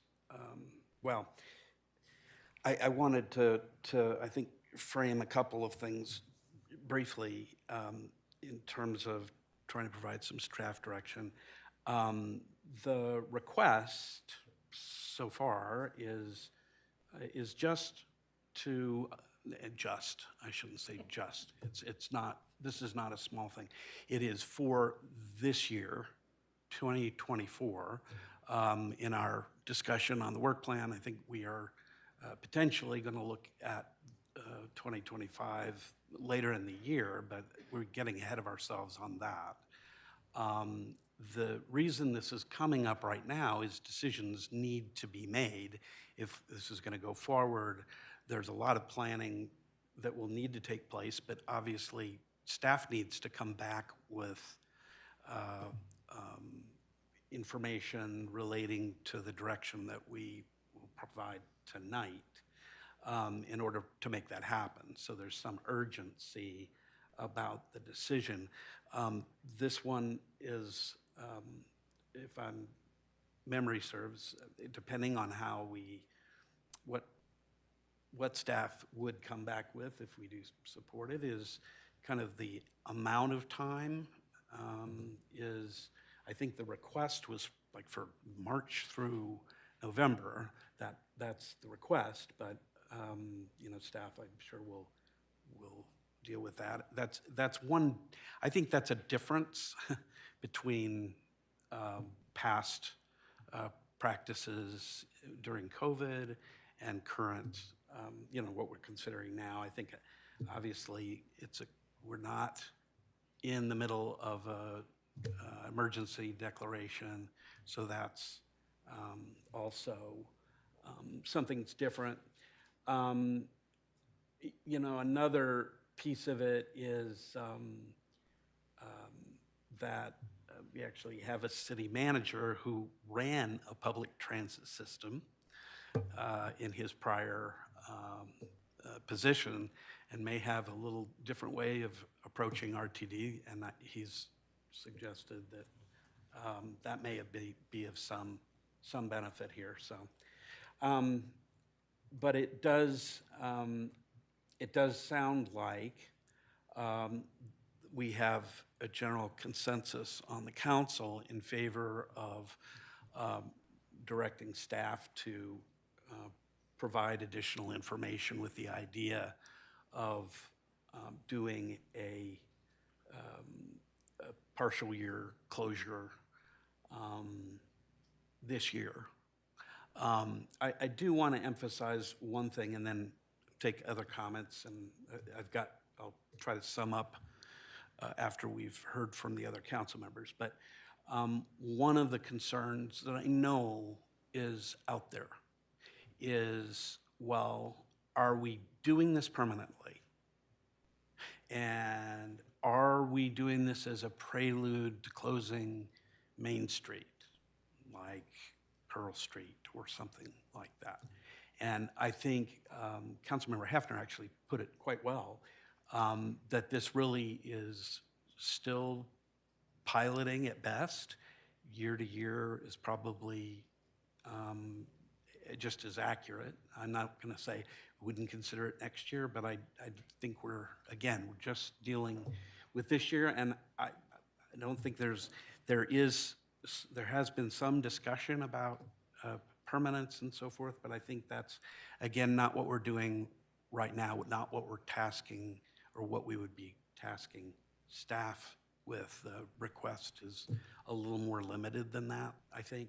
The other conversation would be a far, bigger conversation, and there are people in the community who are very much in favor of broadening this out from a pilot to, something broader. But I want to avoid making people overly worried that something is being decided tonight or will be decided when we get staff input back that's going to be, shocking in its implications. Because I don't think we need to be real clear about what we are and what we're not doing. But why don't I take other comments from council? Councilmember Kern. Thank you. Couple of things, and I actually really so appreciate all the public comment because it did bring up a few points. So thank you so much for everybody speaking. Cool idea to maybe look at modifying the length of it, but I can see where that would be a little small and not quite meet our needs. Couple things. One, the idea of pets and things like that coming down, I guess I just thought yeah, of course it would. But then I got to thinking about summer and 90-some degrees, and I thought, if we're just throwing ideas out in conversation to see if we can help anyway, what if we had like a pet water station, someplace where people knew, so they didn't always have to carry a water bottle or rely on a restaurant to put a water bowl. I don't know, someplace that's maybe near where, because I'd like to see a bike and e-bike kind of lockup, like a place where people can lock their bikes. They know that they're safe. They're not going to disappear while they're hanging out, strolling around town. That could be, a really nice idea if there's a way maybe part of one of the parking lots becomes designated just for bicycles to kind of encourage it even, which would be sort of fun. But I was hoping actually, Chief Wilson, if you don't mind, I'm worried about your statement, and I just wanted to see if you could take a minute, if you guys don't mind, or 30 seconds and ask him to elaborate on no? What I would suggest is we leave that to staff. Okay. I think I'd love to hear more too, but I don't want to put him completely on the spot because he may get convinced by something staff says to do things a little different. He may convince staff of things. And I know that they have a process that they go through. I think you're raising a good concern though. And yeah, I mean, you can dampen an event too much, and there are always trade-offs. There may be trade-offs that aren't worth it. I think I was almost ready to ask the chief, since he's here tonight, to weigh in, and then I said no. Okay. For the same reason, that I know he'll be consulted and will provide input as appropriate on public safety. Speaking of consulting with chiefs, if we could also ask you guys to consult heavily with our police chief, I would really like for this to be the kind of place where families, pets, kids can come and everybody knows we got safety taken care of because we're all on board. It's going to be complicated. I recognize that, so thank everybody in advance. Yeah, so I was thinking of a parking thing for bikes, designated space, something that we can advertise so people know. I mean, I think that would be more encouraging for people to ride their bike if they knew they had a place to lock it up, place for their pets to get water. And I cannot emphasize this enough about the RTD. We have to find a way to work with them. We have to. I empathize greatly with the people who live in Ward 1 in the impacted streets. They're going to get extra traffic, extra buses. Diverting. I think this came up once before too, that cars might even want to divert down some of the side streets, and if we can discourage them from from Lafarge becoming the new Main Street cut through for people, for residents, I think that would be good. Maybe it's residential traffic only, or so, I don't know how we do it, but I think there's a lot of benefits But I really do, I agree with all of you. I hear the people who live there, and representing a lot of people who live in Ward 2, they're just like, yeah, this is fun. But if they lived on Lafarge, they would be feeling like, thank you for finding a different place for the buses, and thank you for finding a different place for the generic traffic to go so that it doesn't go right next to their houses. And we're all neighbors ultimately, so we want everybody to have a good time with this and prosper. So if we can pull miracles and do all of that, that would be great. Thanks. Thanks. Yeah, this has been great. Definitely looking for options, right? Length of the closure, time-wise, length of the closure physically, you know, what we're doing in different spaces. I think one of the reasons common consumption comes up as a concept is the liquor licensing is very difficult for each individual establishment to say, oh, I need a temporary liquor license for this new footprint that I'm doing for this limited amount of time, and that just creates not really a barrier, but just a lot of extra administrative work.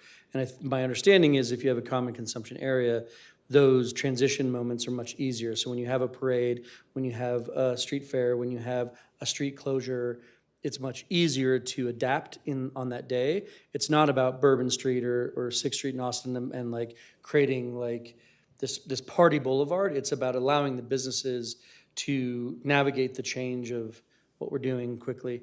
So I think that's one of the benefits of doing it.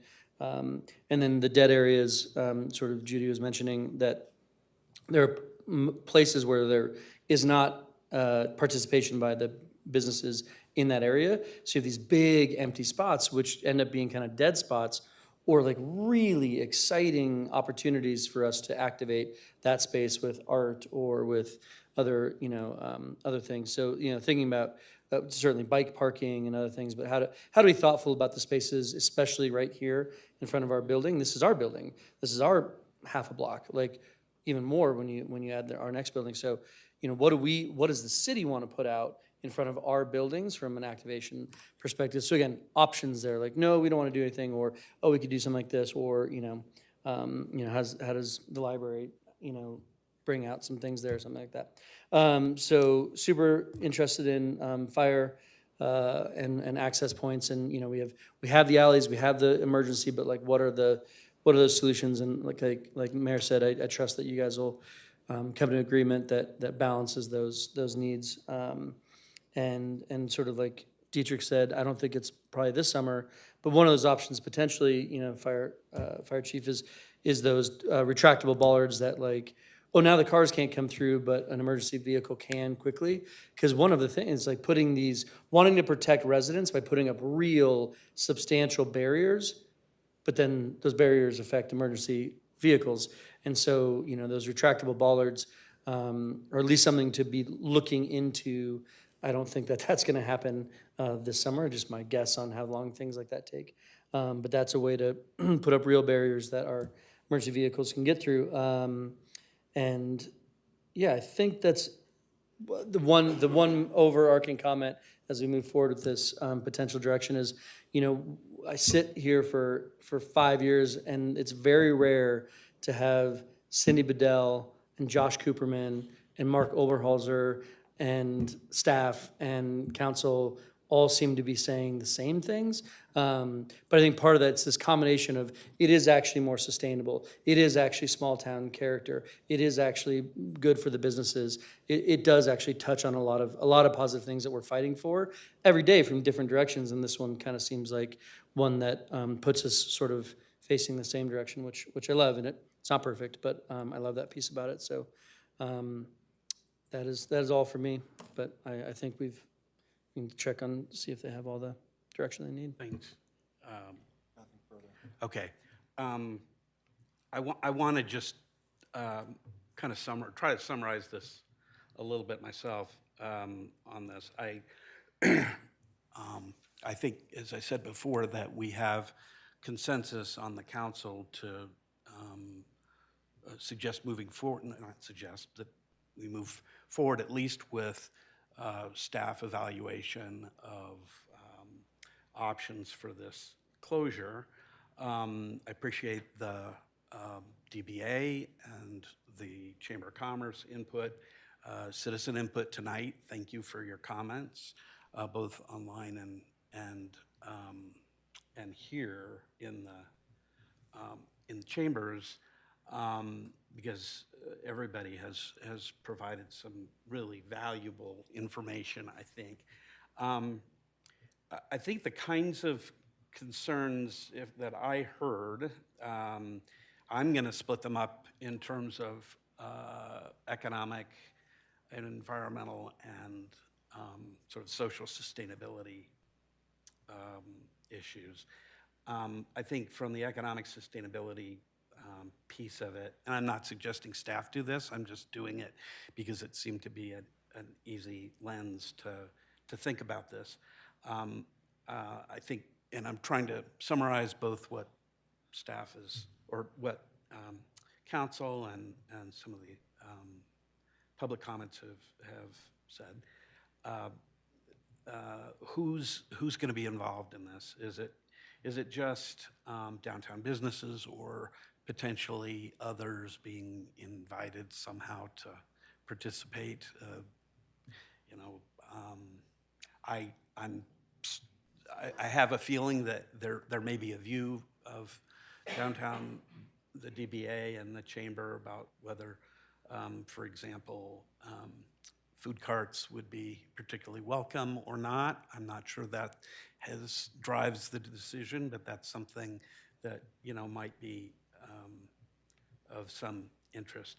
I think it's important to talk a little bit about who benefits from this, because I know that I think there are a lot of benefits economically, but establishing that, I think, is pretty important now that we're outside the COVID-19 restrictions on capacity. I think also who bears the cost, I think, is really important. As Mayor Pro Tem said, and I know, and others, Rick Crone of the DBA knows, because we a couple of years ago met with people on the Farge, and there was mixed views about closure at that time.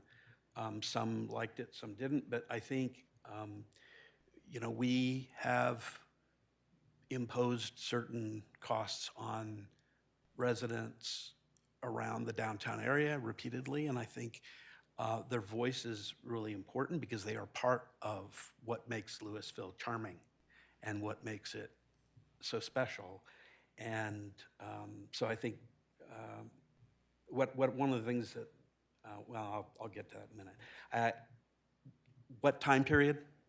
I think the time period that we're talking about needs to be discussed, and benefits, costs of that.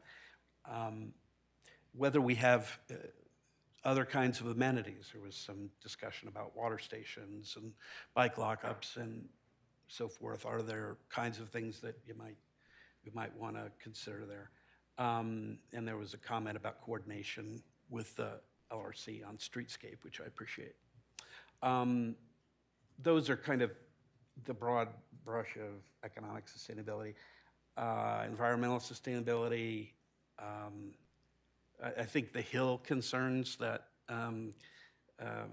Mr. Cooperman raised, I'm not convinced about. I'm convinced the hills are great too, so I agree with you. But seriously, we want to encourage people to, if they're going to use this, to come down in a kind of walking, biking, if possible. I think I would also suggest that we consider the parking areas in town, and the possibility of doing what we did do some years ago, which is parking people, if we need to park people some distance away from downtown, if that is useful, and having a little shuttle run downtown. We did that, or we talked about that for street fair. There may just not be enough demand for it, but that may be something that may assist us with parking issues and reducing the emissions that people have to breathe in. And doing this as a zero waste event, I think, was another thing that was mentioned. In terms of kind of social sustainability, I hope that you'll involve the DEI manager pretty heavily in this, and both in some of the discussion we had tonight, doing your analysis, and also how to make that a more accessible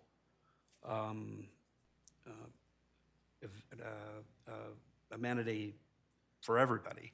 I think the other thing, and I didn't mention RTD before, but that is a huge issue.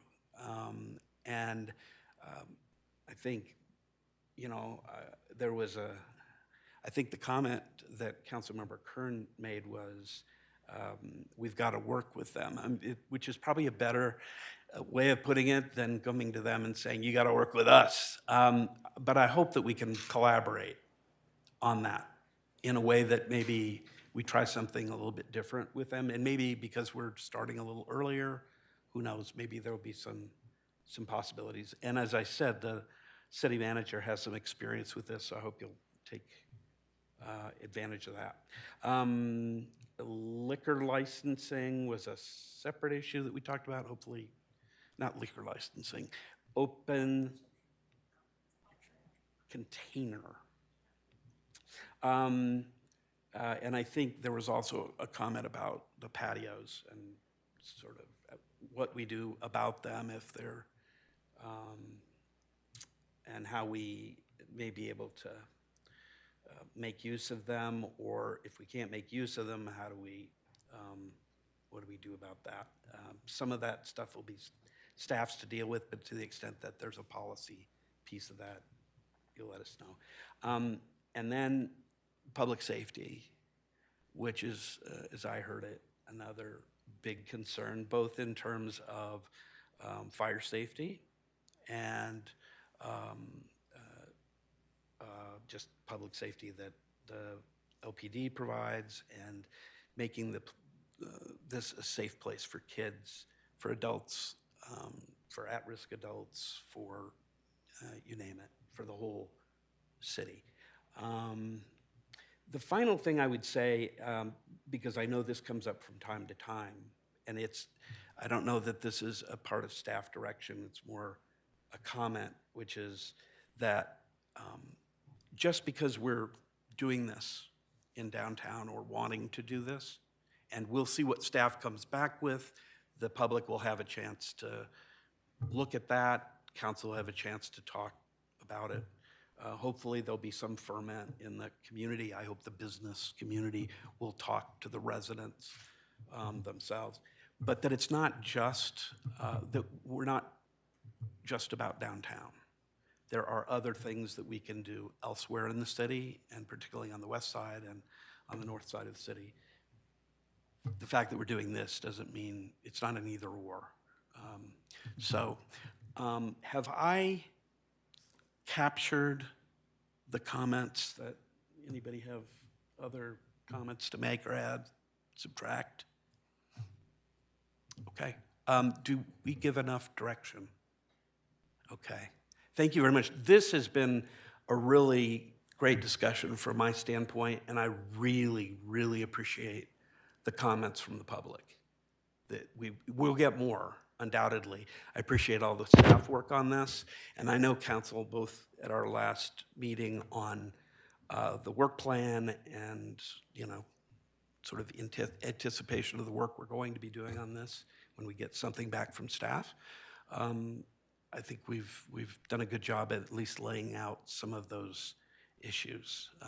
But public safety, RTD, taking into consideration all of the people who might benefit or at cost. And I think it's going to be are all important. And I think it's going to be a great, great thing for the city to do. All right. Thanks. It is about 8 o'clock. I have, by the time I finish this, it'll probably be 8 o'clock. why don't we take 10 minutes for a break, and we'll come back and finish up the agenda. Thanks.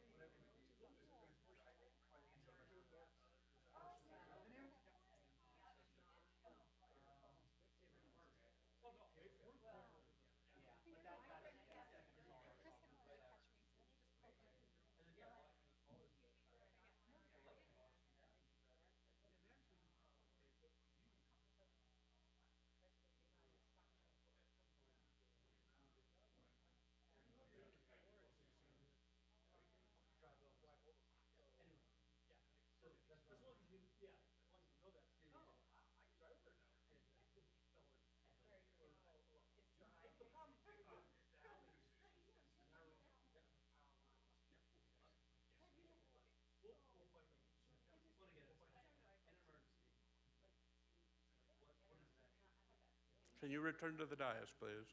Council members, return to the dais.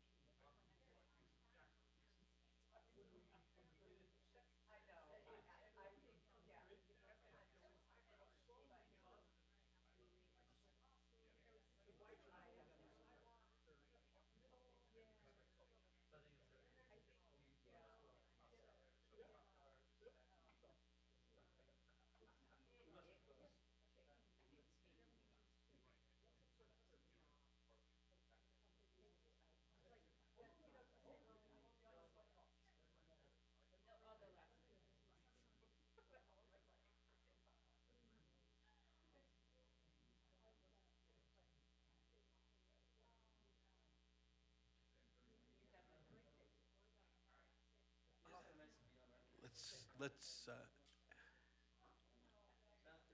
Councilmember Kern.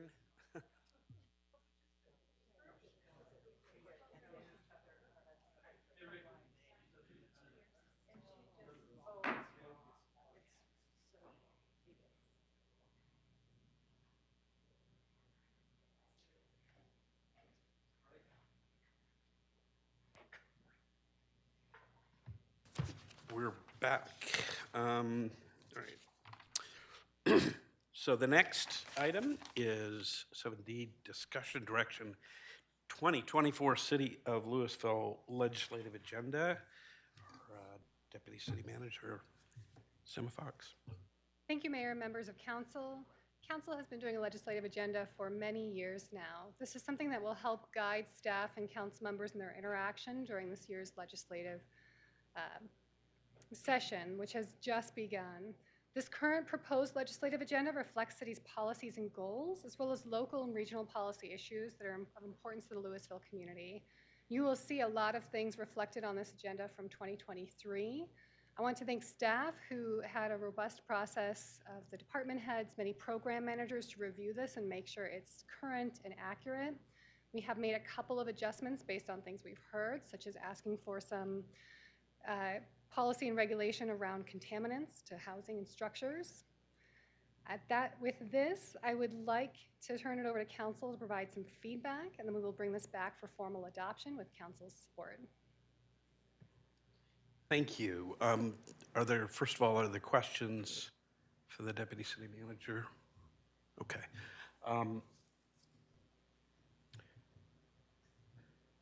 Why don't we, excuse me. I appreciate the work that staff has done with this because I know you've worked this over and revised it.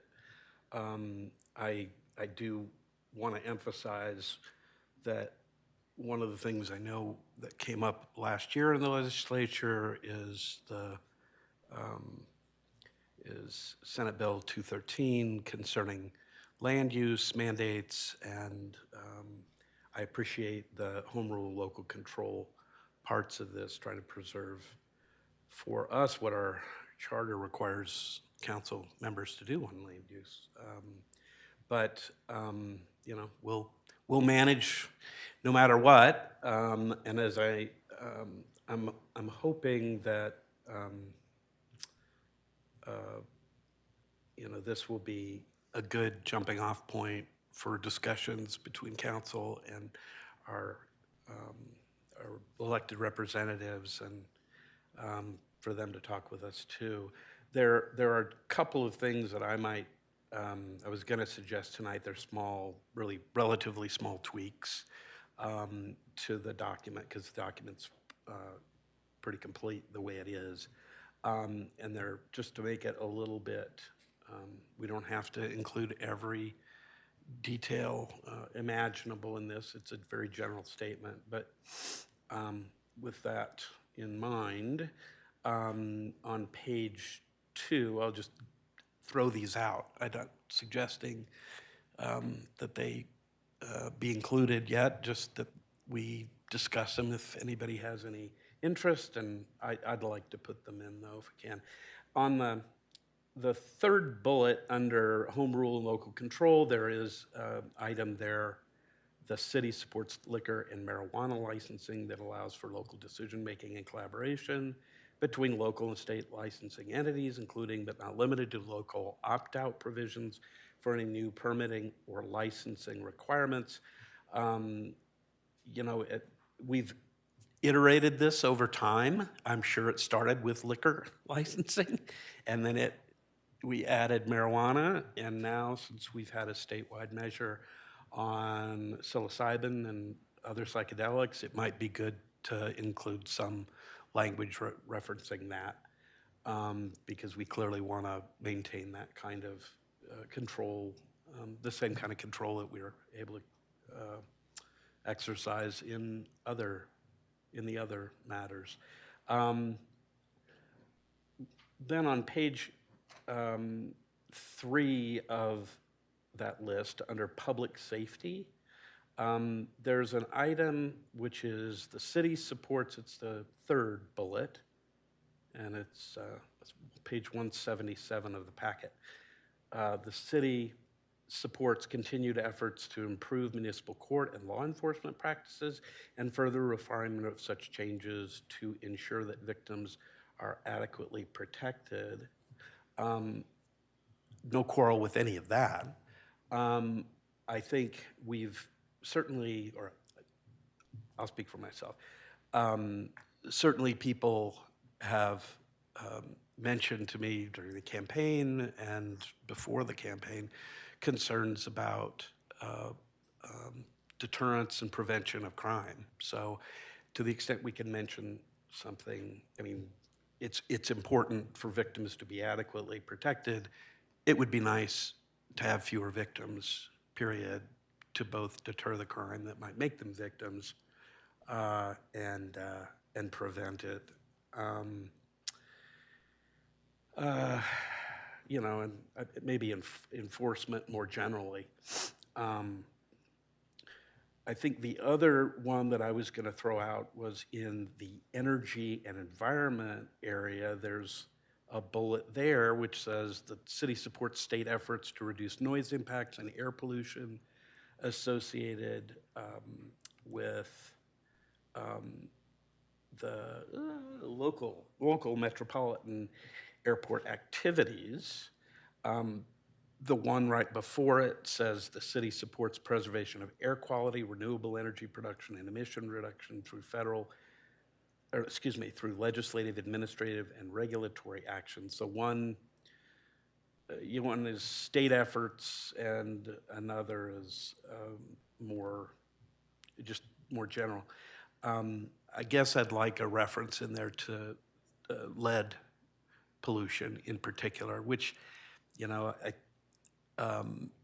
people probably know a lot more about this than I know one person in the room probably knows way more about it than any of us, about whether what happens to the particulates from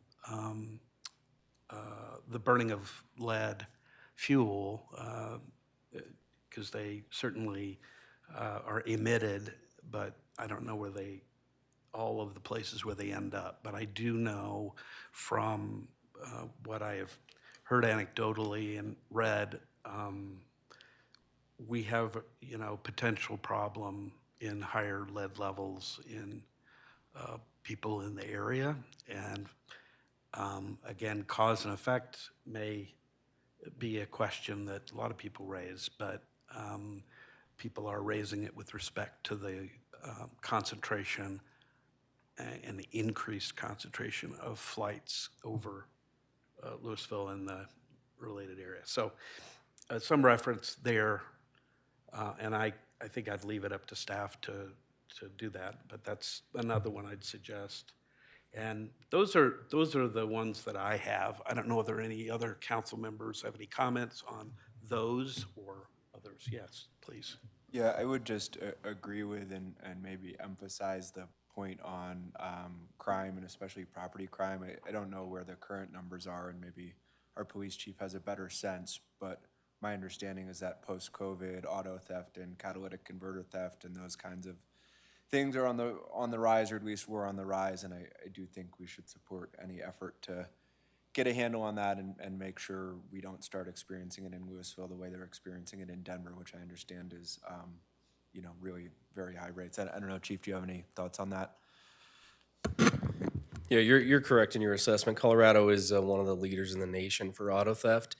Catalytic converters, the rates have gone down a little bit just because the value of the metal that's in them has decreased somewhat. But yeah, I definitely believe that those are still two focus areas that we need to be looking at. Thanks, and I appreciate. Go ahead. No, I was going to say also one of the things we are the beneficiaries of here, and it's a whole combination of factors, but good law enforcement or great law enforcement is part of it. Is we have relatively little crime, relatively few crimes against the person here compared to a lot of other jurisdictions around the state. That doesn't mean we don't have them, and that because I know that we do, but I know that property crimes are what we certainly hear the most about. But other comments, Councilman? Did you have any other comments, Councilmember Heather? No, that's the only one I wanted to underscore. I agreed with your other additions. Other council members? Mayor, I do have some sign-up cards. Pardon me? I have some sign-up cards. Yes. Okay, well, why don't we take some public comment then? The first card's from Catherine Smith.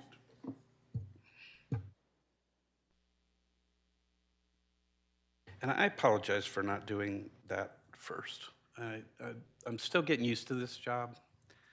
I really, and reading is one of those things it's a challenge area apparently. No harm done. I'm Catherine Smith. I live in Ward 3. Like Mayor Lay, I wanted to focus on the energy and environment section for just a little bit. And I'm looking at the wording where it says support the preservation of air quality. And I just wanted to remind everyone here that we live in an area that's a severe ozone non-attainment area, and we achieved that status in 2022 after making no progress on ozone. And I think the human tolls of ozone are pretty well known, the impact on heart and lung. But I learned recently that ozone interferes with insect scent trails. It interferes with all the things that breathe. So not just humans, but our bird friends, the ungulates, microbes in the soil, the way plants get nutrition from the soil, the way it damages the leaves, has a very dramatic impact on plants. It does reduce the harvest of our staple crops, including corn and wheat. And some people are calling it our most dangerous pollutant. So I'm urging you to do something stronger than preserve air quality. Thank you very much. Thank you. Other comments? One card from Josh Cooperman.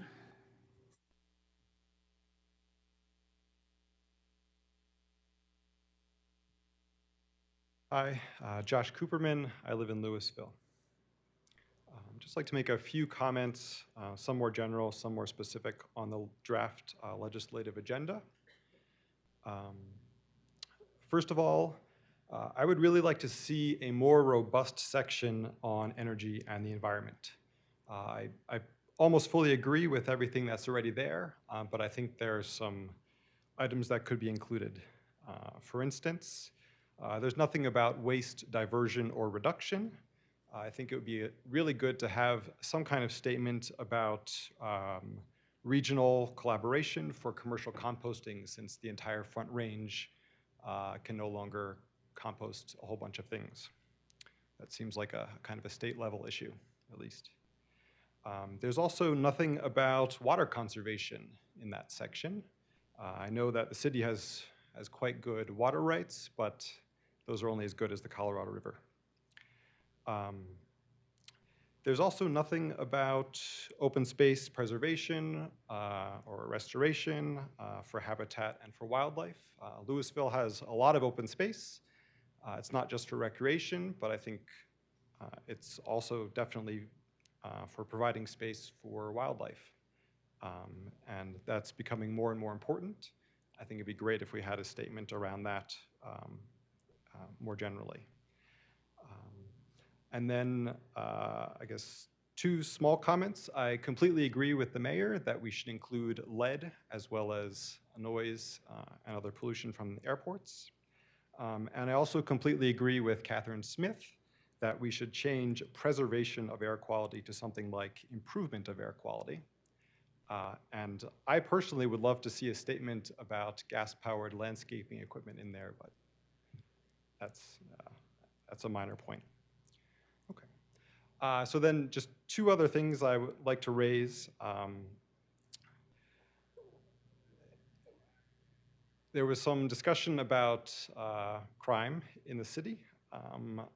I think it'd be great if the city took a stance on things like sentencing reform, or prison reform, and the like. I know there are some discussions around that, especially having to do with mental health at the state level at the moment. And then finally, there's also nothing in the legislative agenda about diversity, equity, and inclusion, and maybe in particular about the state or sort of reflecting on its history and various aspects of that history. Thank you very much. Thank you. Other public comments? Okay. Why don't we come back to council for, appreciate the public comments because those are really good ones. I think, I guess I completely agree on this sort of the third bullet on energy environment around improvement. The least we can do is, excuse me, I think, is to say improvement of air quality, not preservation of it. Because just as an aside, I attended a presentation by Casey Becker, who used to be in the legislature and is now the regional administrator for the EPA. I believe that's what her role is, but she talked about the ozone non-attainment, and it's I'm still trying to get a hold of the slides because they were just sort of somewhat terrifying to me. Very good, very educational, but a little bit deeply concerning. So that one, I think, I would certainly support that. And there are several others. When I asked that's not to say others that have been mentioned aren't good. I saw that one right out of the box, thought that was a good change. Other council members, comments?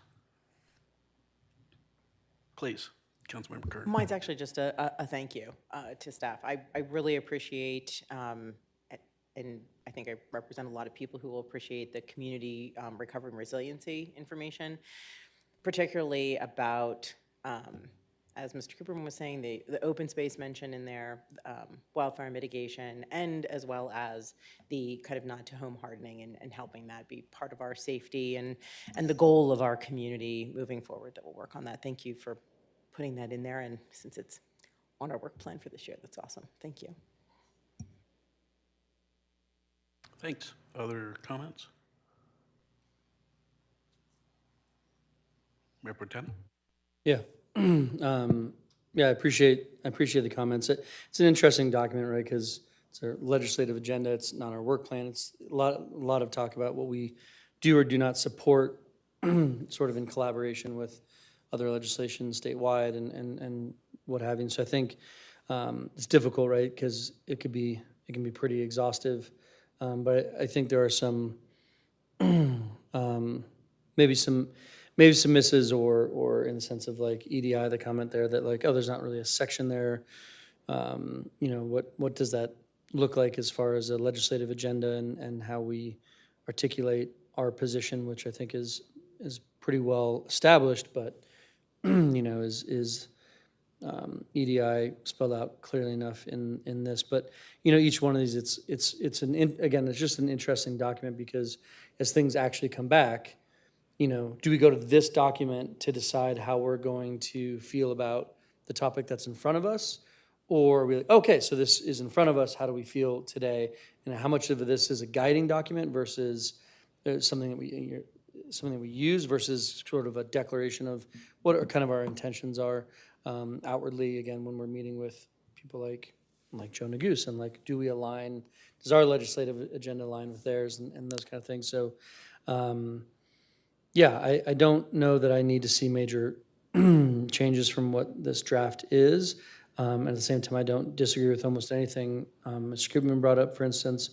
I think there are some good additions there and edits there that you've spoken to, Mayor. And again, like one of the, the city supports continued efforts to improve, the city supports statewide efforts to expand mental health, behavioral health services, reduce barriers to care. This is in the public health and safety, and just, I think, whether it's legislative or not, right? Like increasing the mental health professionals within the police department, right? The mental health training within, like, is that, so, I still feel like these things come up so infrequently. I still feel like a novice in some of these things. Like, how important is that's in this document, that like, increasing funding for mental health professionals within the police force is an important priority, but is it truly legislative or just more like budgetary or, just a decision we're making locally? But anyway, so I guess my original thought was I don't need to nitpick this. I think these are all great. Some are very generic, and I'm fine moving forward with this document, but don't oppose any of the changes I've heard. So if there are other people that want to push forward any of those, yeah, I think this is all great. So sorry for a little bit of vagueness, but general support of the document. Thanks, Member Tim. Other comments? Councilmember Fahey, you have your hand up. Yes, thank you. I want to reiterate what else has already been said regarding the energy and environment issues. I would like that word to be changed from preservation of air quality to improvement of air quality. I'd like whatever we can do. If we can do it at a state level, we need to do it. Regarding the recycle and compost issue, particularly the compost issue, anything that we can do to improve our environment should be our top priority. And then next up is the health and safety, public health and safety, which would include mental health. It would also include DEI issues.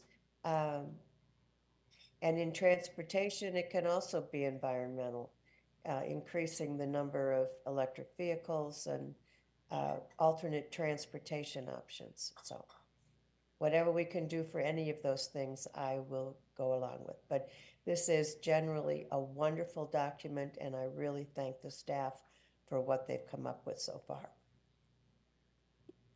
Okay, thank you, Councilmember Fahey. I'm reflecting a little bit on the comment about DEI, because I think that is one response to that is it's sort of, in many ways it ought to be infused in all of these categories. I don't know what language might do that. It does contain scattered references, particularly in the public health piece. But, you know, a tax and finance policy, transportation policy, these are all very much land use. Probably more than anything is contains DEI overtones. So I guess I would, you know, I'd suggest that maybe I don't know how to do it, but if there's a way to describe that as one of the kind of overarching issues that, with respect to all of them, if you can do that, I think that would be a good thing. I did myself like the comments about encouragement of, you know, waste diversion and reduction, you know, to the extent that there's state measures that can be, you know, we can add that to one of the lists, I think, here, if you could put that in. I think that's a good, you know, it may be in that, excuse me, in that third bullet, you know, supporting the improvement of air quality, you know, renewable energy reduction, emissions reduction, and, you know, reduction of waste and increase in waste diversion. It's probably a good way of doing that, and perhaps a reference to water conservation is too. I don't know how much, it's interesting to the comment that Mr. Cooperman made about open space protection and preservation. I don't know how much the legislature is involving itself in those issues directly. Those tend to be more county and municipality driven, I think. But, you know, I don't know, but whether, if there's anything that anybody wants to include there, strong feelings about adding that or not. Sorry, I would actually agree. I mean, it's a lovely sentiment, but I think this is not saying, oh, this is what Louisville believes in. This is how we would like the legislators to understand where Louisville stands on topics. And I agree. I don't think I mean, having looked at the upcoming session, there's really nothing that I could see anyway, that's particularly relevant to that. I mean, we could add a line, but it's not going to really have a whole lot of significance to the legislature. But the DEI piece, it's on aging, is the diversity, equity, inclusion. That's a very major part of that. There is a lot of conversation around the aging population of Colorado, what can be done statewide, helping us county and city. So maybe something, if we're going to add something for DEI, making sure that we bring up an aging support, help, whatever we need to. Okay. Does staff have enough direction with that? Okay. Thank you, and thank you for the public comments and concerns. And I think we'll move on to item 70, which is discussion direction on the municipal campaign finance changes. And our city clerk is going to present. Good evening, Mayor and Council. Last year, the Colorado Legislature passed House Bill 1245, which made changes to the requirements under the Fair Campaign Practices Act. The changes took place January 1st as of this year. They include establishing contribution limits for those running for municipal office, establishing new filing dates for campaign finance disclosure reports, changing the retention requirements for campaign finance reports, and requiring municipalities to post campaign finance reports on their website. That took effect January 1st of this year, but as a home rule municipality, Louisville may adopt its own fair campaign practices rules. Given the change, we thought this was a good time to ask you about what you might want to do going forward. So you can stick with the rules that the legislature put in place. You can look at creating your own. I will say from a staff perspective, last year when the legislature looked at these rules, the Municipal Clerks Association had a number of suggestions to include here. none of which were included in the final bill. So staff does have some suggestions basically related to campaign finance disclosure reports and to the retention of those reports. The other sections, we already do post campaign finance reports on our website. That wouldn't change for us. The contribution limits would be entirely up to what the council thinks is important to you guys. 5 cents, $5 million, that's entirely at your discretion. So staff would suggest changes to the retention and the reporting calendar. Other than that, if you want to keep the ones we have, we'll make those work as well. So it's really up to you guys how you want to move, if you want to use this going forward or make something specific to Louisville. Why don't we keep you up there?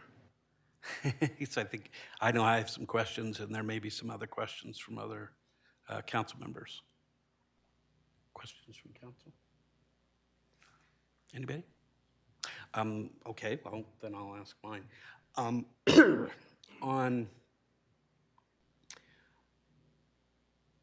I guess, the changes that you are, you said you had some potential changes, some items. I guess I'd like to know what, in particular, what, I see, in the staff memo, there's some discussion of that, but I'd like to hear your comment, because I just as background, I'll crow for her. Our city clerk does an absolutely tremendous job on administering these rules, and that sometimes is not an easy thing, and there's a lot of nagging that has to happen at times, except I shouldn't probably say nagging, that's probably the wrong word, but reminding people to comply, maybe that's a better word. Boy, that sounds like somebody who just campaigned, doesn't it? Sorry about that. But what kinds of changes, we have the state statute in front of us. What things would you suggest in particular? There's really only two, and one is the filing dates for the campaign finance reports. From our perspective, from a local municipality, we usually don't know who's going to run for city council until about 65 days prior to election day. That's when we finalize it, and the way they wrote this, the first report is due at 60 days. So we would move that. I think we would probably, we wrote it down, I don't have the specifics. I think we'd do 45, 30, and then 3 days before the election is what we would recommend. And the other one is, I think retaining campaign finance reports for 10 years is somewhat excessive. Currently the rule is 1 year after the election or 1 year after the person has left office. I think we would suggest 2 years in that regard. Like I said, we already post the campaign finance reports on the website, so that doesn't really affect us unless you don't want us to do that. And the contribution limits is not our rodeo, so. Thank you. Why don't we, any other questions of other council members as a result of that? Member Tim?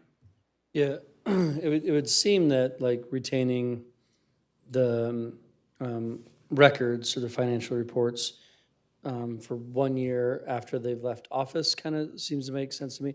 One of the reasons I'm just thinking somebody runs 1 year and then 4 years later they run again, the finances that they collected for their first campaign might be of interest 4 years later when they're running again. But once they've left office, someone's like, okay, so kind of done. I definitely think the 10 years is excessive, but I wonder what you think about what you mentioned, the 1 year after leaving office. I think we'd recommend 2 maybe. 2 after leaving office? Years after the, Okay. if for a candidate who did not win, 2 years after the election, and for someone who took office, maybe 2 years after they left office. So, I mean, I'd be happy with those. I'm happy with the 400 and the 4,000. I think those are fine. And then the dates, yeah, I mean, 40, you said 45, 15 and 3 or 45, 30 and 3? What was it? I think we were 45 before the election, 30 before the election. Oh, I'd have to look at what we were thinking, but not what they passed in the legislation. I Right, think just that 'cause the first one is 60 was- 60's a little weird for a municipal election of our size. Okay. Yeah, I mean, that makes sense to me. I don't particularly care. I mean, obviously, the idea of the 3 days before is, just for that figure out as close to the election as possible what came in. So I understand the 3-day, and I understand why you'd want to move from 60 to 45. So I'm fine with those two changes that you wanted. So I can support that as discussed. Councilmember Kern? What are the dates now that you, I think they're 45, I think they're 35-15 and 3 days before the election, I think, but don't hold me to that. so the way that you have it now, you think that changing it to the 45-33 would be easier for you guys to work it, to do your I'm not piece sure of it this? matters a lot. That 61 is weird. We Yeah. can make the other ones work. We could, the ones I would recommend is something pretty close to what we had under the previous rules. Okay. What is the current limit, maximum contribution? There's none. Okay. There's limits on who can give you money, like corporations can't and those types Right. of things, but if Councilmember Dickinson wanted to give you money directly as a person, apparently no, he's not gonna do that. There are peripheral vision's great. disclosure Yeah. requirements. Right. There are for- disclosure requirements, particularly if you hit the $1,000 mark. There's some specifics about that. They aren't addressed in the bill from last year. But the new limits, that is new for us. Okay. I mean, did we see a reason to do something, to put those limits and put them as low as they are? I personally don't see that we have a big problem with this. I don't have a big problem with the numbers either. It feels maybe unnecessary to me, and, I think if we as the city were considering it in the absence of a new state law, I probably wouldn't be in favor of making, substantial changes to the system we have now, absent some glaring problem that I haven't really seen evidence of. I mean, I haven't read anybody's reports in detail, but I would be surprised if there were a large number of donations to any of us in excess of $400. You might want, there are definitely donations in excess of $400. But is it a significant number? It is. Yeah. I think in some ways it's been like a solution looking for a problem, but I think one of the things is like, how much effort do we want to put into campaign finance reform? Well, this is not a lot of effort. This is saying, yeah, what they've done is fine. Yeah. And we'll make a couple tweaks. And now if you can't get more than 4,000 from, a committee, so that takes a little work to form, and you can't get 400 from an individual. Again, I think, me personally, I think my parents maybe did 250 each 4 years ago when I ran, so they didn't get there. But the point is, what we're trying to avoid is suddenly someone does get like a $50,000 donation, and that changes the way a campaign looks. And right now, we have no way of stopping that. So the only thing that's stopping it is like nobody does that. So I think these are reasonable amounts. I don't think to run for public office in the city of Louisville, that these amounts are going to hinder your ability to get the things you need. It's not $1,000 commercials, it's flyers and documents. So I don't think this makes it hard for someone to run for office. So I think these amounts are okay. But I think having some guardrails on what could potentially happen in the future is probably wise with this little amount of effort to get there. That's my thought. Yeah, I wouldn't say I have a strong objection. I mean, I frankly don't think it's that important one way or the other. In the absence of a justification for these particular numbers, I would probably choose something else, but I'm happy to go along with this. I do think we should make the changes our city clerk is suggesting on sort of timing and procedural stuff. And I would just make one other note, which is you can limit contributions as much as you want, and it doesn't stop somebody who's rich from spending an unlimited amount of their own money to run. So in some ways, you handicap those who cannot self-finance their campaigns and put them at a disadvantage. Good point. Other? Mayor, I do know we have a public sign-up card for this event. That was the next thing, please. Just one or more? The first card I have is from Josh Cooperman.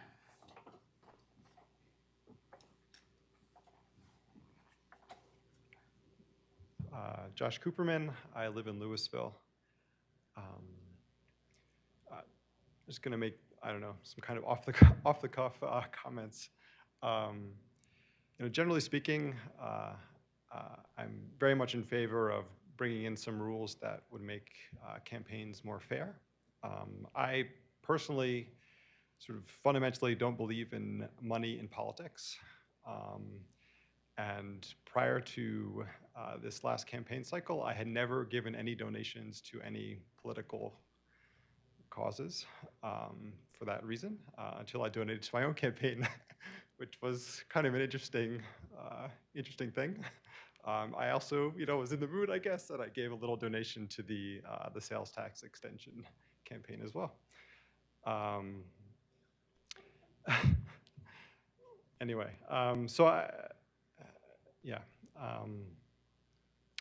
again, I think it would be, again, I don't think there's really a major problem in Louisville, but I think it would be good to put some kind of guardrails on just in case.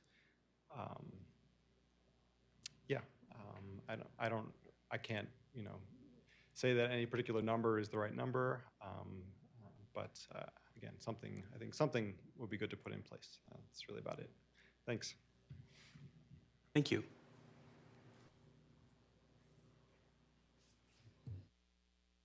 Sherry Summer, Louisville.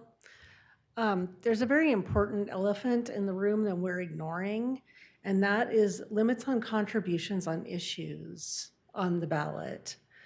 We don't have to look very far to see a very egregious problem that happened. It was during the special election on Red Tail Ridge, where the developer contributed $93,000 to the campaign. The total amount collected by that campaign was $96,000. It's a lot of money. That bought a lot of advertising.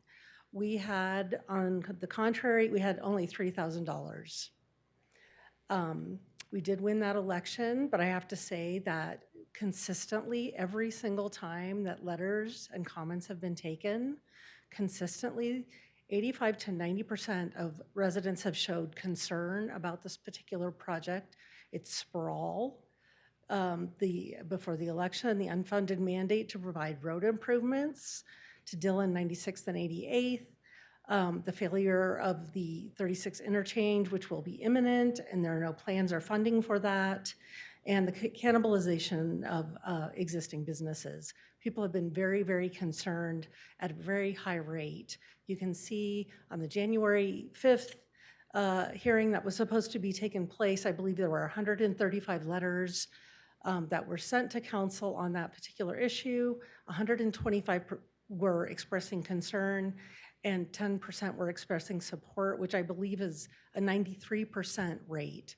So you see how much the advertising and the spending influenced that election. If we only won by 5%, when in normal public situations where we don't have that onslaught of money and advertising, it's been a completely different story. And, I think that shows that this is a very large problem. Advertising does distort people's perceptions. It sowed a lot of dissent in our community. It felt like there was a war being waged on citizens. And I really think that if we say there's not a problem with campaign finances on issues, especially ones that our citizens are raising, we're fooling ourselves. This was an egregious effort taken to overturn what citizens had to say, and it should never occur again. And we need to take steps to prevent it. Thank you. Thanks. I'm actually, okay. Are there other comments? Yes, Councilmember. Thank you. I would like to raise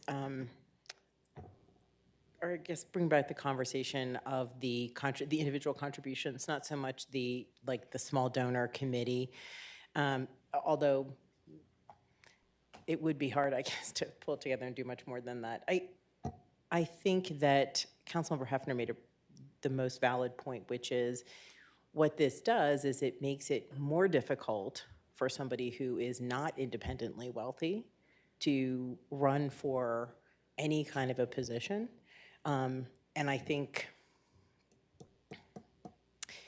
if we're talking about, we keep bringing it up in conversation, diversity, equity, and inclusion, I think that that's the equity piece. Part of the equity piece is that it's fiscal equity. And I think if we tie the hands of people who cannot afford to exclusively run their own campaigns by saying you can't have a contributor give you more than $400, I think that's a really low amount in a campaign.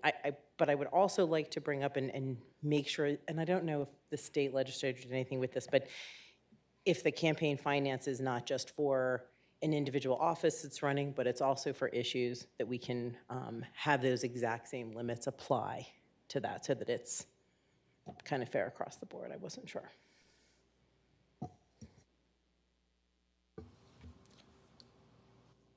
I'm not going to hold myself out as an expert, but I think on the issue thing, we might have a little First Amendment problem if we try and limit how much money people can spend.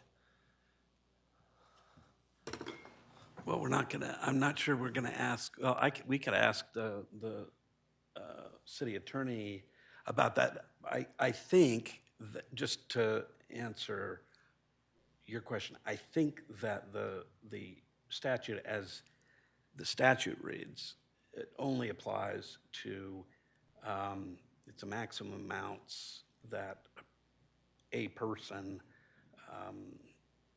can contribute to a candidate committee or a candidate. It doesn't apply to issues, at least in the current incarnation. That's correct. And the city attorney was just going to offer to provide some follow-up information on issue committees. And my understanding is, yes, they are different than candidate contributions and candidate committees. Other comments? Does that help? Thank you. So yes, it helps me to understand that legally we really can't put restrictions on the contributions to issues, correct? Well, so I have a suggestion, which is I think we have agreement that we want to see this come back to us with, at minimum, the clerk's recommended changes. And maybe during that conversation, we want to revisit issue committees and dollar amounts.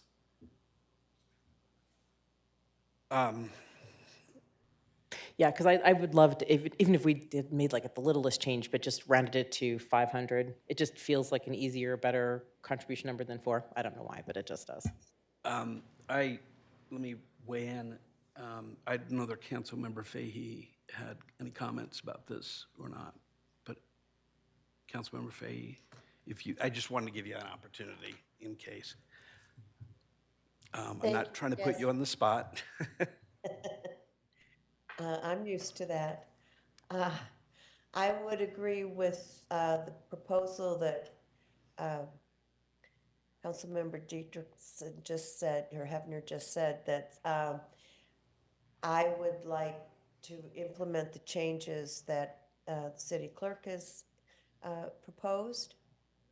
And if we can come back to a discussion at some later time about issues, rather than only candidates, I would be happy to discuss that also.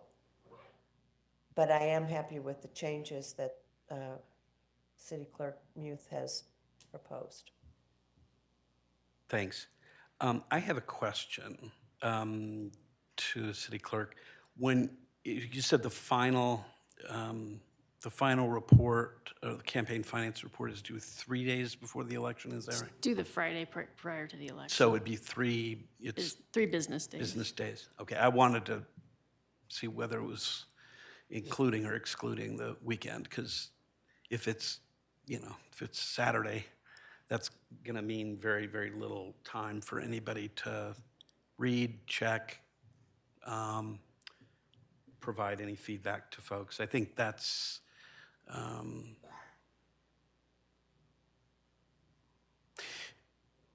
you know, well, we can talk about this when the final version comes back. I'm thinking that wouldn't hurt my feelings to have a 5-day instead of 3 days, because even then that is kind of a challenge. But I'll say, let's save that. Let's see what the version is that comes back. I guess it sounds like there certainly is consensus, as Councilmember Hefner just mentioned, around bringing rules back basically in the form that the city clerk has suggested. I very much appreciate your thoughtfulness about those and staff's involvement generally in this issue. And now realize when I said the other day, oh, I thought the legislature resolved all the issues for us. I wasn't quite right, was I? On the numbers, I frankly don't, I mean, I think there's no magic to the numbers.